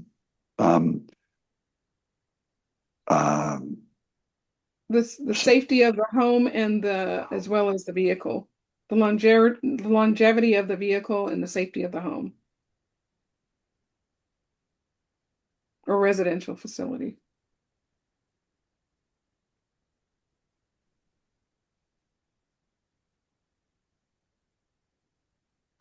Okay, I'm still struggling to see how I would look at this and say, I need that. I understand for fleet management of properties, and I've done a lot of work with aged care, and I've done a lot of work with property rent rolls, people who manage properties on behalf of landlords. Right. And both of those run fleet. They run it as a fleet. But what you're talking about is a third-party logbook, if you like, for every house. Right. And so you're keeping the property manager and the homeowner, the property owner, in check because you're a third party that's managing the process. Yes. Okay. And then most renters always complain about the landlord knows about this problem, the property managers know about this problem, and they're not doing anything about it. If it's entered into a logbook, you've got a date and a time that it was actually put into the log. And it also sends notifications we can set up notifications of maintenance, and that notification can be forwarded to the tenant. Yeah. And or any parties involved. And so you can call all parties to account. That's the central thing. Now that's becoming something that tenants need and property owners need. Property managers won't like because it's extra work. But it also, to me, what it gives the property owner that they don't have is transportability. If I own properties and I've got them all with one property manager and that property manager changes the lady or man or whatever that does my service, and the next one is nowhere near as good, I want to change companies. but it's really hard to extricate my properties from that guy onto the next guy. Right. But I can do it if I have a logbook, because I'm just transferring everything as a going concern, documented going concern. Right. So It's something like I don't know if you're familiar with Carfax, but it's a way to keep track of everything, because sometimes the property owners might know in their head, I need to do this, I need to do that. The carpeting at this apartment is this shade, manufactured by this company. If something happens to that carpeting, we know what to do to replace it, the paint color, whatever. I don't know if I'm even going into too much detail on that. Yeah. I'm seeing that for commercial tenants. They do audits. What do they call that? They go around and inspections. Inspections, and I've got Yeah. inspection modules built in where they can inspect the restroom, the kitchen, all the parts of it, to keep track of everything that's been replaced, repaired, so that they know the status of everything inside the location and outside, and the same for vehicles. Okay. That same process exists, but you're going to pull it into a property logbook, Right? And you're going to keep that as a virtual property logbook, and you're going to prevent people from entering unless they sign in, and therefore you can control. It's a virtual controlled logbook, so people can you can manage and monitor what has actually been put in there, so they can't retrospectively say, but I reported that 4 weeks ago. Show me. Right. The inspection is date and time stamped with the inspector's credentials in it, and they must log on, and they have their own log on, so no one else can get in and make any changes to it. It also keeps track of pictures, videos of those inspections, as well as invoices for services, contractors, and vendors. Okay. What sort of price were you thinking of? Well, I've been told my price is too low. What I've done is around $20 per vehicle or per property per month. So I don't know if that's too low or not. So I'm definitely open to. Okay. Yeah. Now, who's paying for this? Would it the be property owner? Okay.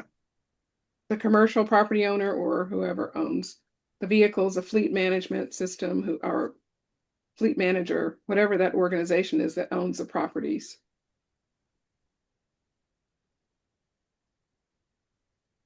Okay.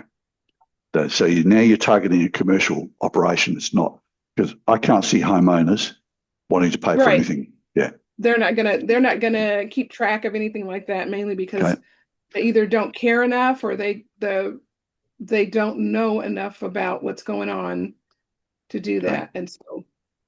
Okay. Now let me talk about touch points. What I mean there is, what does the homeowner have to do? What does the property manager have to do? What does the tenant have to do to maintain this book? What does the maintenance guy have to do? They have to log in and go into that particular property and just click on inspection, and then each of those rooms for that particular address, everything is logged in by address, and they are able to inspect it on a monthly or whatever type of cadence they'd like to inspect it on. And then that sends a PDF of that inspection to the property owner and the vehicle owner. Okay. I've got a project like this we did. I've actually got two that I can think of. One was for, what do they call those? They're one-way valves for your water system, from where you sit on the street, where your house or commercial property taps into the water supply in the street. Oh, the fire hydrant? Yeah, no. The fire hydrants are serviced by the same water, but no, this is a backstop valve that every house has, and every commercial property has, that prevents water from going back from the house back into the mains. It's a one-way valve. Now, in Australia, commercial properties have to have those inspected every year. And it means a guy goes out there, he puts a test kit on it, he runs it, and he writes up his report and sends it in. And some of them fill out the reports and never do it. Others do it diligently, and it costs a lot of money. What this guy developed was a software that enables people to go out there, plug something onto this valve, the one-way valve, test it, and then it automatically spat out a report to his phone, and that then emailed that same report to the owner, the manager, property manager, his boss, and him. And he had 4 records, boom, done. So he had no paperwork whatsoever. That worked really well. I've got another one who used an idea similar to that for air conditioning on haul pack trucks. These are the big trucks that do mining. When they adjust an air conditioner, because in our hot climate, these guys are working in the equivalent of about 120, 130 degrees heat. So they've got to have air conditioning in the cab. And so to adjust the air conditioning, you have one guy on the engine and one guy in the cabin. These engines are used to charge the batteries and run the electric motors on the wheels, but they also operate everything else, the air conditioning and the lights. And what he has to do is 2 guys, one does the adjustments in the cab, then one does the adjustments on the machine, and they talk to each other. Now, what he does is he plugs his 2 little manifolds into the input and output on the air conditioning. He climbs up into the cab, and he's got an app on his phone, and it's telling him exactly what's happening, and it's giving him graphs of how, as he adjusts anything, it moves everything until he gets it perfectly. Then he can shut it off, and it automatically sends out the same reports to the 4 different people, and he's on his way. 1 guy instead of 2. Big change in the way they do business. So he saves 1 man hour per hour, and you could probably get your saving out of that. Okay. So you have to show people how it's going to save them money or make them money. And it's not just a nice idea. You have to actually prove it. Another way would be coming back to insurance. Can the insurance companies guarantee you that they're going to give you a discount if you've got a maintenance log for that property? That was one of the areas I was looking at as well, is insurance companies, because they can keep track of if there's a fire or some type of water damage or whatever it might be, electrical. They can show that it's been inspected on a regular basis, and that these inspections took place over a year's time. And so that should be able to either prove that the inspections were done and that the premiums were paid on a regular basis, and so that should be paid out, or that the inspections were not done, and so therefore the money shouldn't be paid. I don't know. Can we pivot this to just homes and properties and leave cars out, only because it's a separate market and it's going to take the same amount of action to do that? And if we put fleet cars aside, I'm not saying there's not a market for it. I'm just saying I can focus you on this and get you more for it. So I'm just mindful of the time. So, so the benefits. Who actually has the problem? Now, could this be flood-prone areas are more critical, or would it be high density more critical? I would say high density more so than floodplain,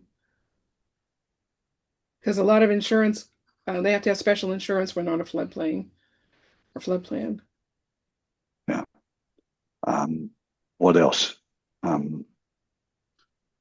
I was originally going toward organizations that serve disabled adults, but that really limits my market. It does, yeah. It's like I landed on VA. I started with VA, the Veterans Affairs. Veterans Administration, and then seniors. But again, it's a difficult market to crack open, because nobody wants to open up something that's going to immediately cost millions. Right. Which you absolutely want, but you won't get. Right. So geographic might be USA, Canada. Right. It's also in Spanish, so Spanish-speaking countries as well. Yeah. It's English and Spanish. So. Yeah. But if we look at a prime and a secondary, we say it's transportable. Right.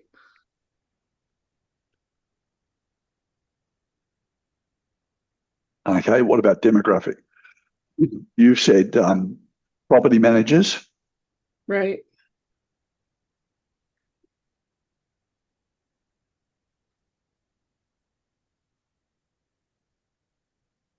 Okay. And landlords. Those were my first two: property Right. managers, landlords.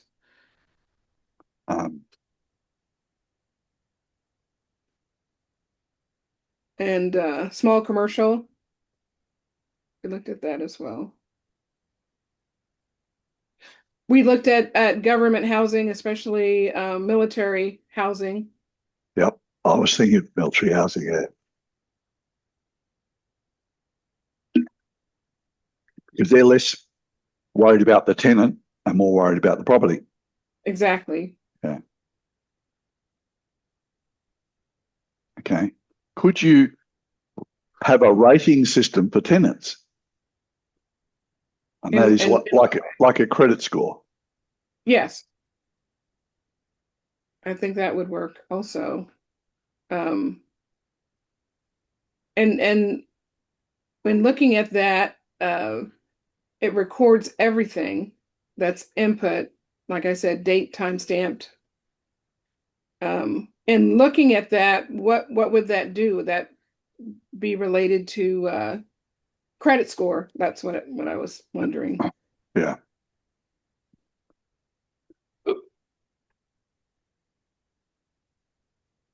Yep. Anybody else have ideas on this? Feel free to jump in. You can see how we're building this out, and it's changed, it's evolved as we've talked about it here. Right. So you can actually rate the landlords. Right. I have approached landlord associations. Yep. Okay. Where would you start to get some traction? Right now, I've only started with organizations that maintain housing for disabled adults because they're mandated by the fire marshal and county agencies to do these inspections on a regular basis. Normally, the landlords only do the inspections when they're about to lease out the property.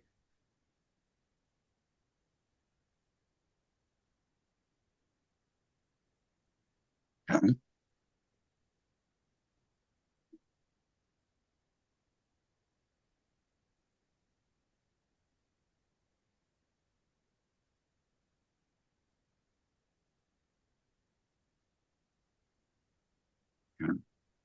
I can think of another one.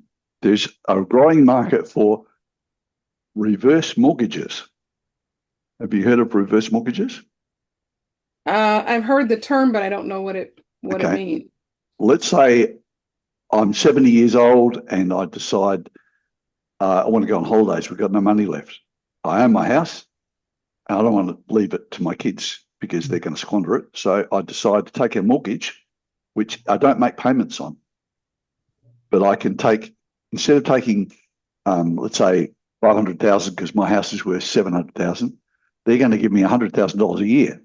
Or I could take a lump sum if I wanted to, but mostly that $100,000 a year for the next 5 years. And as I take more money out, their ownership of the house, prorated, increases. And then upon my passing, or we run out of cash, or we reach a certain date, usually it's a death rather than a date, we cash in that house. And I don't get all the money. It's now worth, let's say, $1 million, but I don't get $1 million. I have to pay back the reverse mortgage, which is the amount plus the interest over those particular years that I've had it. And it's like a line of credit. Sometimes I can just get a $500,000 line of credit. And I take what I want and I start having holidays here and spending money on that. I wouldn't spend money on the house because I don't technically own 100% of the house anymore. Okay. Now, if I was running reverse mortgages as a reverse mortgage provider, I want to know that that house is being looked after. Right. Because the owner is now still the owner, but they may not maintain it. Right. Right. So, I hadn't considered that. Yeah. Okay. now, what I like about that is, I'll bring that up to here. What I like about that particular market niche is a reverse mortgage provider can give you immediately 100,000 people because he's done these. So you're not Right. looking for one at a time and reselling it and doing that churn for customers. You're just selling one. Hey, you need to maintain this property. You need to know there's a maintenance on it. All you do is specify that they've spent $20 a year on this. Plus, you have a cost per entry. It might be, $1 per entry that number of times they look at it, the number of times they enter into it, or enter something onto it. Because if I, as a homeowner, enter in that I had a tap leak and I fixed it, I need to enter that down, but somebody has to sign off on it. So that's $1. Right. And it might just be you, it might be automatic, but generally it's a person to say, okay, that's been done. It was a problem identified and the problem solved. So Good. I hadn't thought of that. Okay. yeah. So that gives me leverage, which doesn't mean I increase the price. $20 a year as a maintenance, yeah, it might be low, but it might be well worth doing if you can have an automated system that still gives you 50 cents a click. Yeah, it was actually $20 per property per month. So it ends up Okay. being like $240 a year. Okay.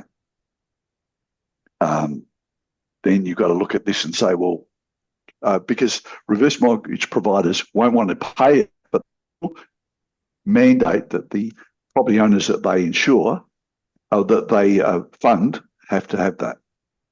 Oh, okay. So they'll do that. Now, 240 might be hard, but if you said it's $199 a year plus $1 every time you click, every time you go in there and look at it or add things, and you must do these certain maintenance things every year, and the system can be automated to send out a reminder, hey, you need to change the batteries in the Right. smoke alarms, and that has to be done on this date. And you now need to go back in, change those, but then go back in and say, I've done it. Right. So Okay. there's going to be extra maintenance, yeah. Mm-hmm. Is that starting to take shape for you? It does. I never considered this part. So Okay. yeah, that's a good thing. I'm looking for the low-hanging fruit. How can I get people to buy this without forcing people to change the way they do it and pay out money they otherwise would choose not to pay out? Because people won't spend money, particularly in times like these. People will not spend money if they're unsure of what's happening. Right. And then also still a B2B play as opposed to a B2B play. Okay. Yeah. I see. Yeah. I see what you're doing. Yeah. Okay. Yeah. Okay. So how much would people pay? Look, I can tell you now the homeowners would pay nothing.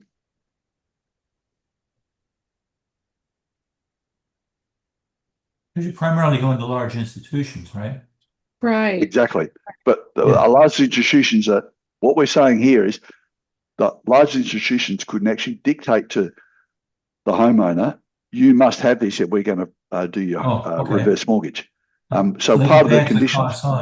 Yeah, that's right. Yes. So let me put it in a different way. If you go and get a loan for your house, you take out mortgage insurance. Sometimes you don't even know it. You've taken mortgage insurance out. Right. Right. They billed you for it, and it's incorporated into the loan. They would just say, well, here's an extra, we're doing this for 10 years. Here's an extra $2,000 because we're going to charge you this much to do this. Wow. But you're up for costs, and you get a bill, and you need to have a credit card associated with it into your account. And this is how you go and look at your maintenance log and everything else for that property. Yeah, pretty easy. Right. Yeah. It looks easy now. It didn't look easy when I, Yeah. when I thought of it. No, because we've pulled that down to really, it's gone from macro to micro. We're really talking about a small amount of customers, but pretty easy. Then could we extend reverse mortgage providers to second mortgage providers? True. Okay. Generally, a second mortgage provider features things like I pay a bigger interest with a second mortgage provider because I've got somebody who's he's second in line, not first in line.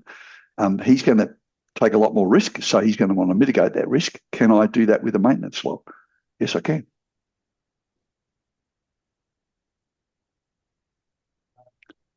Okay, who else could benefit from it?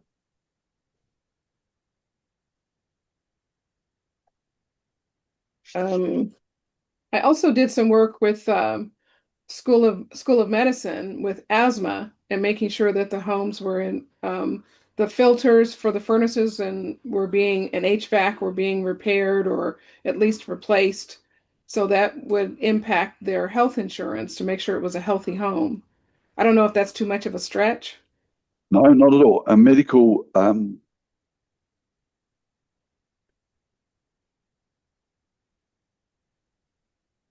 especially those with COPD, asthma, and other breathing ailments. Okay. Pulmonary. Well, I need to know who is responsible for getting that done at the moment. Would it be the asthma associations? I don't think so. Would it be the doctors? Would it be the medical insurers? They have what's called community health workers who go into the home and advise on healthy homes and help them keep the homes healthy to eliminate triggers that might trigger the asthma incident.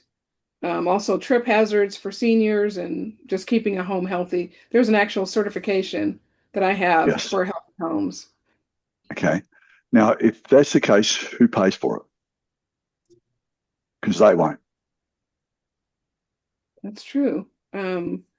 Depending on the income, it's sometimes paid by Medicaid, which is based on the states in the U.S. If it's based on age, it would be Medicare, 65 and older, and also those who are have ailments. Yeah. It depends on their health conditions as to who pays for that.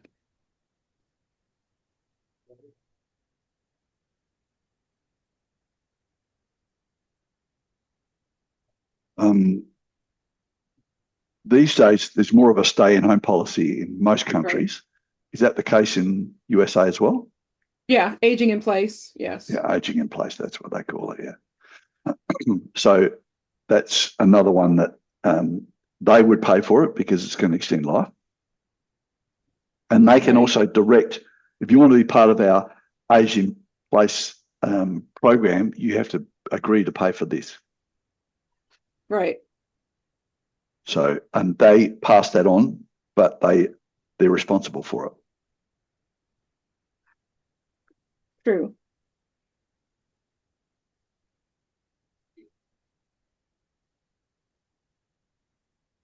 Okay, so I'm running my time down here. I must, we've got so much more we can do, but I can show you how we've defined your problem there.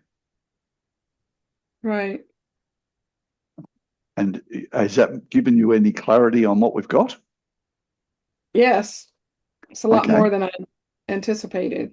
Yes. Well, that was 30 questions out of 500. Wow. Yeah. So it gives you an idea of how powerful this can be if we do it right.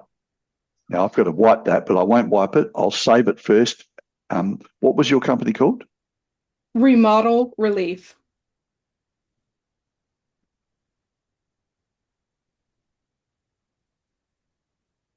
What I might do is save that as Remodel Relief, and then I'll send you a copy. I appreciate that. Thank you so much.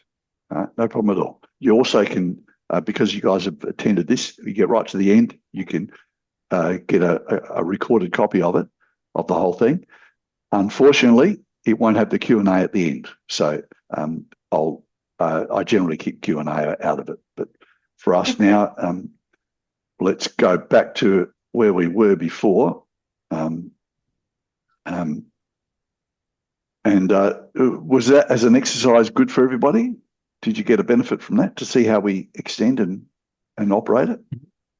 It was not enough. We did that for 4 hours. I did that for 30 minutes. But I'm just running out of time. I want to run through now how I can now pull all that information I've given you before this and then this, all pull it together to give you traction for where you're going. And that's the important thing now. So if I share my screen again and run back to my original 30-day trial, don't forget you can do that if you want. I'll just now keep going. I want to bring it all together now so you can see how you can bundle this together and apply this to your own projects.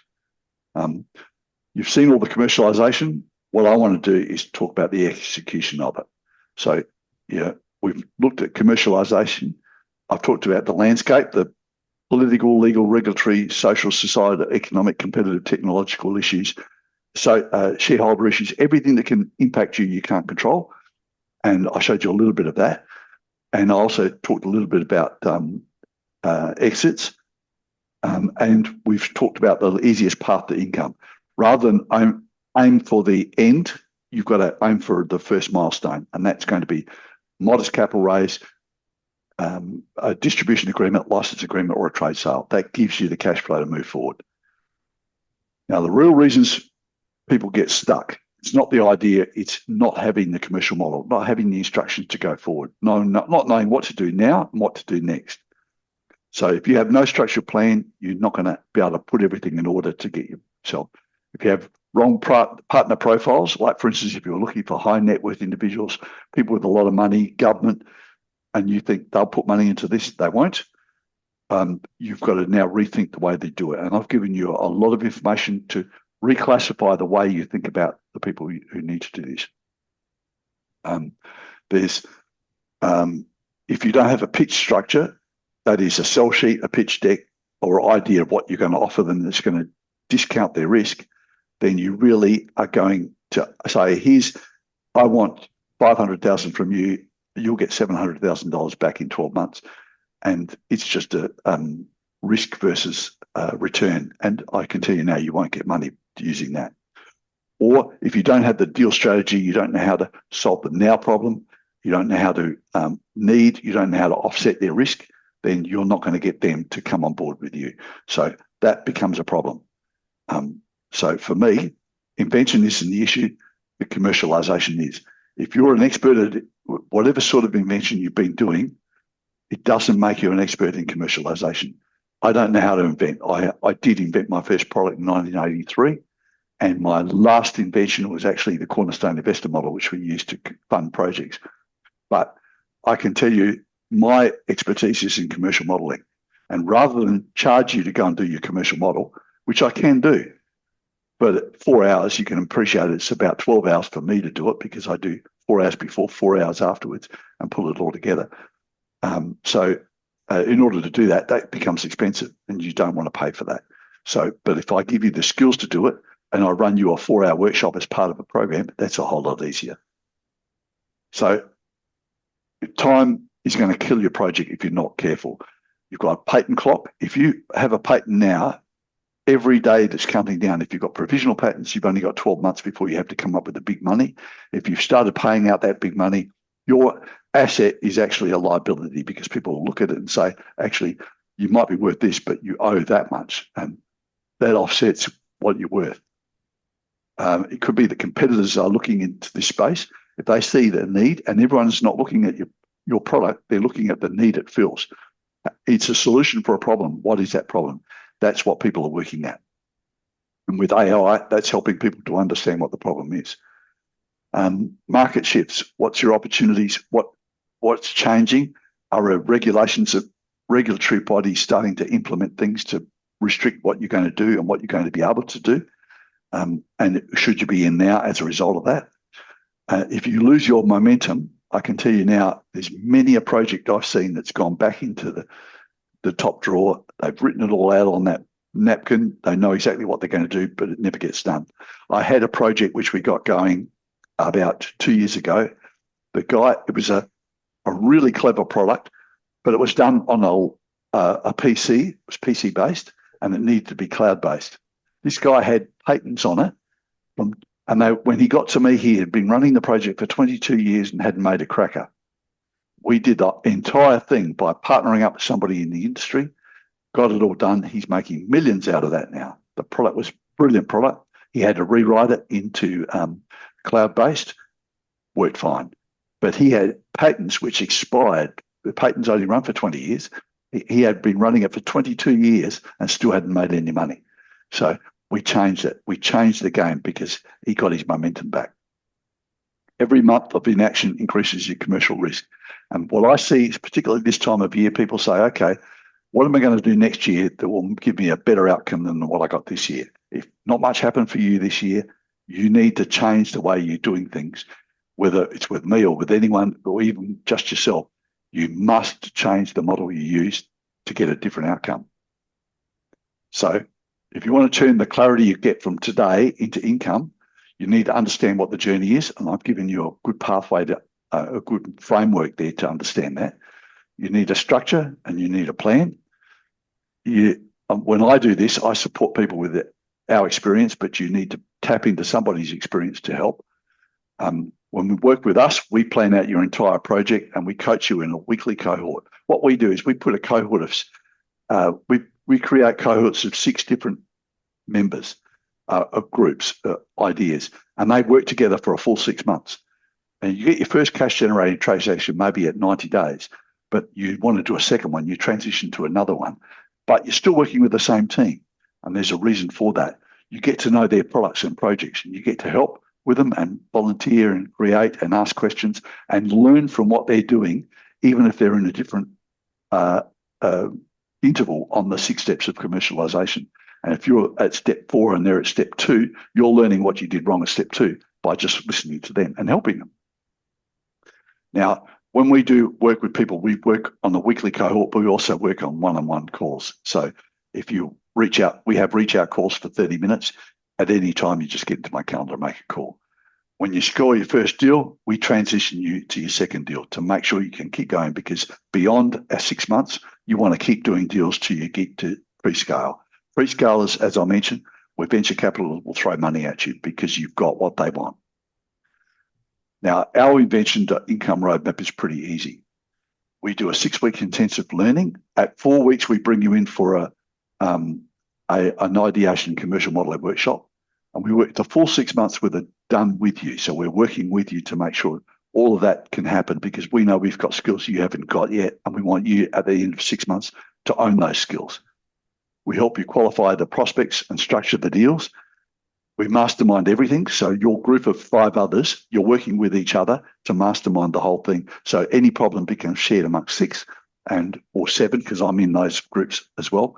And we're going through all of those. And I can tell you, in the past, I've had some of those mastermind members, the cohort members, invest in the other members of their group. One guy trade saled his project and said, I've got nothing to do. I still want to come to the meetings. Can I help? Can I work with you? He ended up buying a share of that. So it can happen. We show you and we emphasize and we work on just your fastest path to cash flow, because cash flow increases your opportunities, drops out all your risk. And that's why you have to do it. So that's what we do with you. And we work it quite rapidly. And if you have a structure and a system and people to guide you, it's a whole lot easier. It gets you deal ready pretty much from day 1 or from month 1. So what we build is your complete commercial foundation. We first off start with a commercial readiness score. Some of you have done that. And for those who don't, it's a free test. In 3 minutes, you'll know exactly whether your project's ready to go or not. We then give you that ideation commercial modeling workshop, which gives you a 90-day action plan, the complete mind map, as you've seen. And it can have over 500. The one I did the other day, which was this unit for bolt hole blockouts, that was 710. I remember it because I've just written it up. And we've already done his Walker Trade Show and got him his deals on the table. He's working on both a distribution deal and a license deal. So we did his 90-day action plan. He had his path to market. He knew he wanted a distribution deal. He knew he also wanted to work on a licensing deal. And so we did both. And so the distributor will actually work with the licensee when the time comes. So we're looking at who the shortlist is for your collaboration partner. We're using our 10-4-1 process. So we're only working on 4, but we're only doing 1 pitch at a time. And we qualify them to make sure that they are an investor, a partner, licensee, whatever it is. We give you all those deal room tools that you need. Things that you have to create. You're going to search AI, you're going to search Google, and you're going to come up with other people's, but they're not necessarily the ones you need. We actually have them on the shelf ready to go. Checklist templates, everything. Your sell sheet, your draft financial models, your pitch deck, appointments and pitch scripts, due diligence checklists, it's all in there. You get all your deal-ready materials, including your one-page sell sheet, your partner pitch deck, which has everything you need, your outreach scripts, because we script everything, so you don't have any fear of doing this. When you're working to a script, it's a lot easier, and we know what people will say because I can do these with you. I can actually run them, and you can listen to the calls. So it's quite easy to do. The whole idea is to get you completely prepared for working on your own forever. So your next project and your project after that, you never have to look for help. You've got it. So you're not doing it alone as you work through the weekly structure. You've got your group coaching calls. You've got the onboarding call, which we do at the beginning. You do one-on-one reach out calls. You can have any number of those. The only stipulation is you can only have reach out calls in the weeks that you've attended your group coaching calls. If you haven't attended, you can't book a reach out call. And the reason for that is because everyone will say, I don't go to the group calls.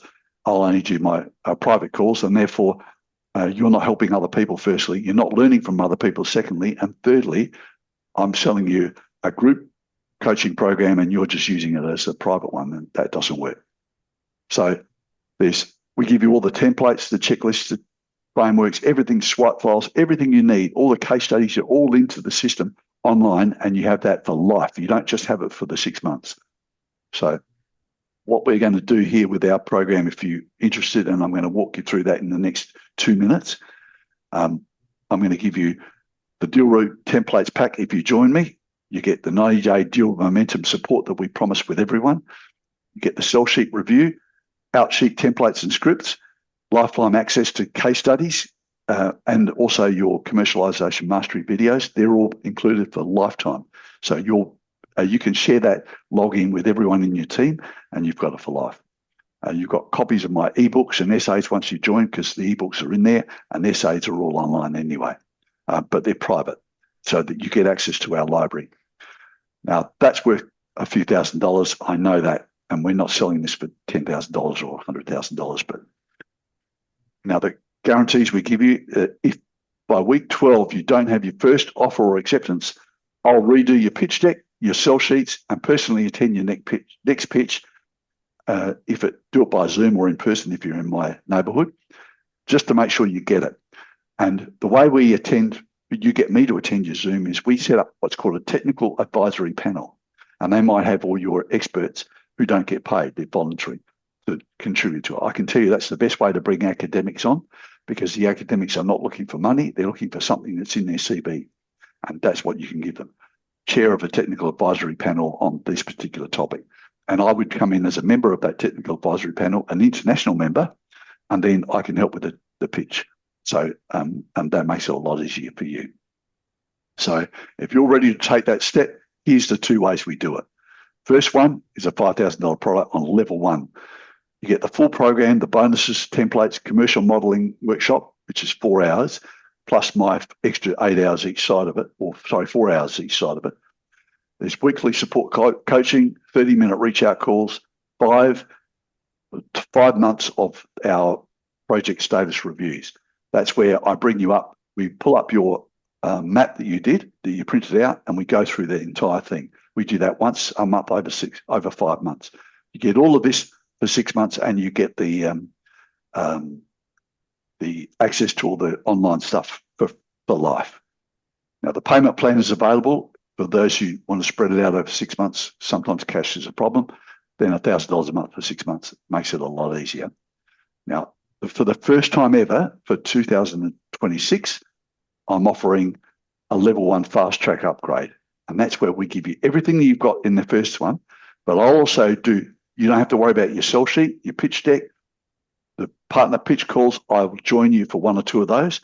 I'll do the sell sheet, the pitch deck myself, and your one-on-one reach out calls, which are 30-minute reach out calls in your standard, you can go to 1 hour. And you can also get those for a full 12 months instead of 6 months. Now, you can get that for $8,000, so it's only marginally more. There's a payment plan there at $2,000 a month if you like. That is more than it's 5 months instead of 6, but it's double the price. Now, for that, you're getting double the calls, so 1 hour instead of 30 minutes. But I can tell you, on average, our reach out calls problem solved in 5 minutes. The rest of it's just building up anything else. But you might want to bring something up and talk about it, and we can work through it. That's no problem. Because you've got 1 hour of my time, whereas on the standard program, you get 30 minutes of my time, and you can use it for whatever you need. But the big thing is you don't have to sit down and learn how to do a sell sheet or a pitch deck. I'll do the whole lot. And that includes the financials for the pitch deck. I'll do it all. It's all part of it. So that's available for you. If you want to fast track your project, that's a good way to do it. So the all important thing is you get started today. You're in there within 4 weeks. We've programmed your ideation and commercial modeling workshop, so you're up and running. And from my perspective, you can, if I'm doing your sell sheet on the fast track program, you're ready to go. You're ready to start presenting in 4 weeks rather than in 6 or 7 weeks. So you're well and truly going to get your first one in the first 2 months instead of 3 months. So that in itself is worth money. So if I talk about your pathway to your first deal, it's pretty easy. I've done this before internationally for a lot of companies. I've also done it for individuals. Most of what I do is for small R&D teams or individuals. And I've written a whole lot of books, including over 250 essays and articles that have been published. For those of you who are in my newsletter, you can get that free in LinkedIn. Just find it. It's called Negotiating Innovation. You can, as part of this, you get your choice of one of my books if you join me. And of course, we've been doing this program. I've done this program now in universities and 2 universities in the US, 1 in Singapore, as a course curriculum for a master's degree. So you can actually see how we do it in 26 weeks. That's why it's a 6-month course, by the way. So there you have it. If you want to talk to me about getting on board with this, no pressure, but you can go to daniel30mins.com and book 30 minutes of my time. That's exactly how you do it as a member. But because it's the end of the month, most of our people from last 6 months are dropping off now. And so there's time availability. You can go in there, pick a time that suits you. You're talking to me within 4 hours or up to 7 days. And we can see whether or not your project's ready to go and what we can do about it. So that's what I have for you today. I'm going to stop the recording and we're going to do some Q&A if that's okay with you guys. We've gone over time. I apologise for that, but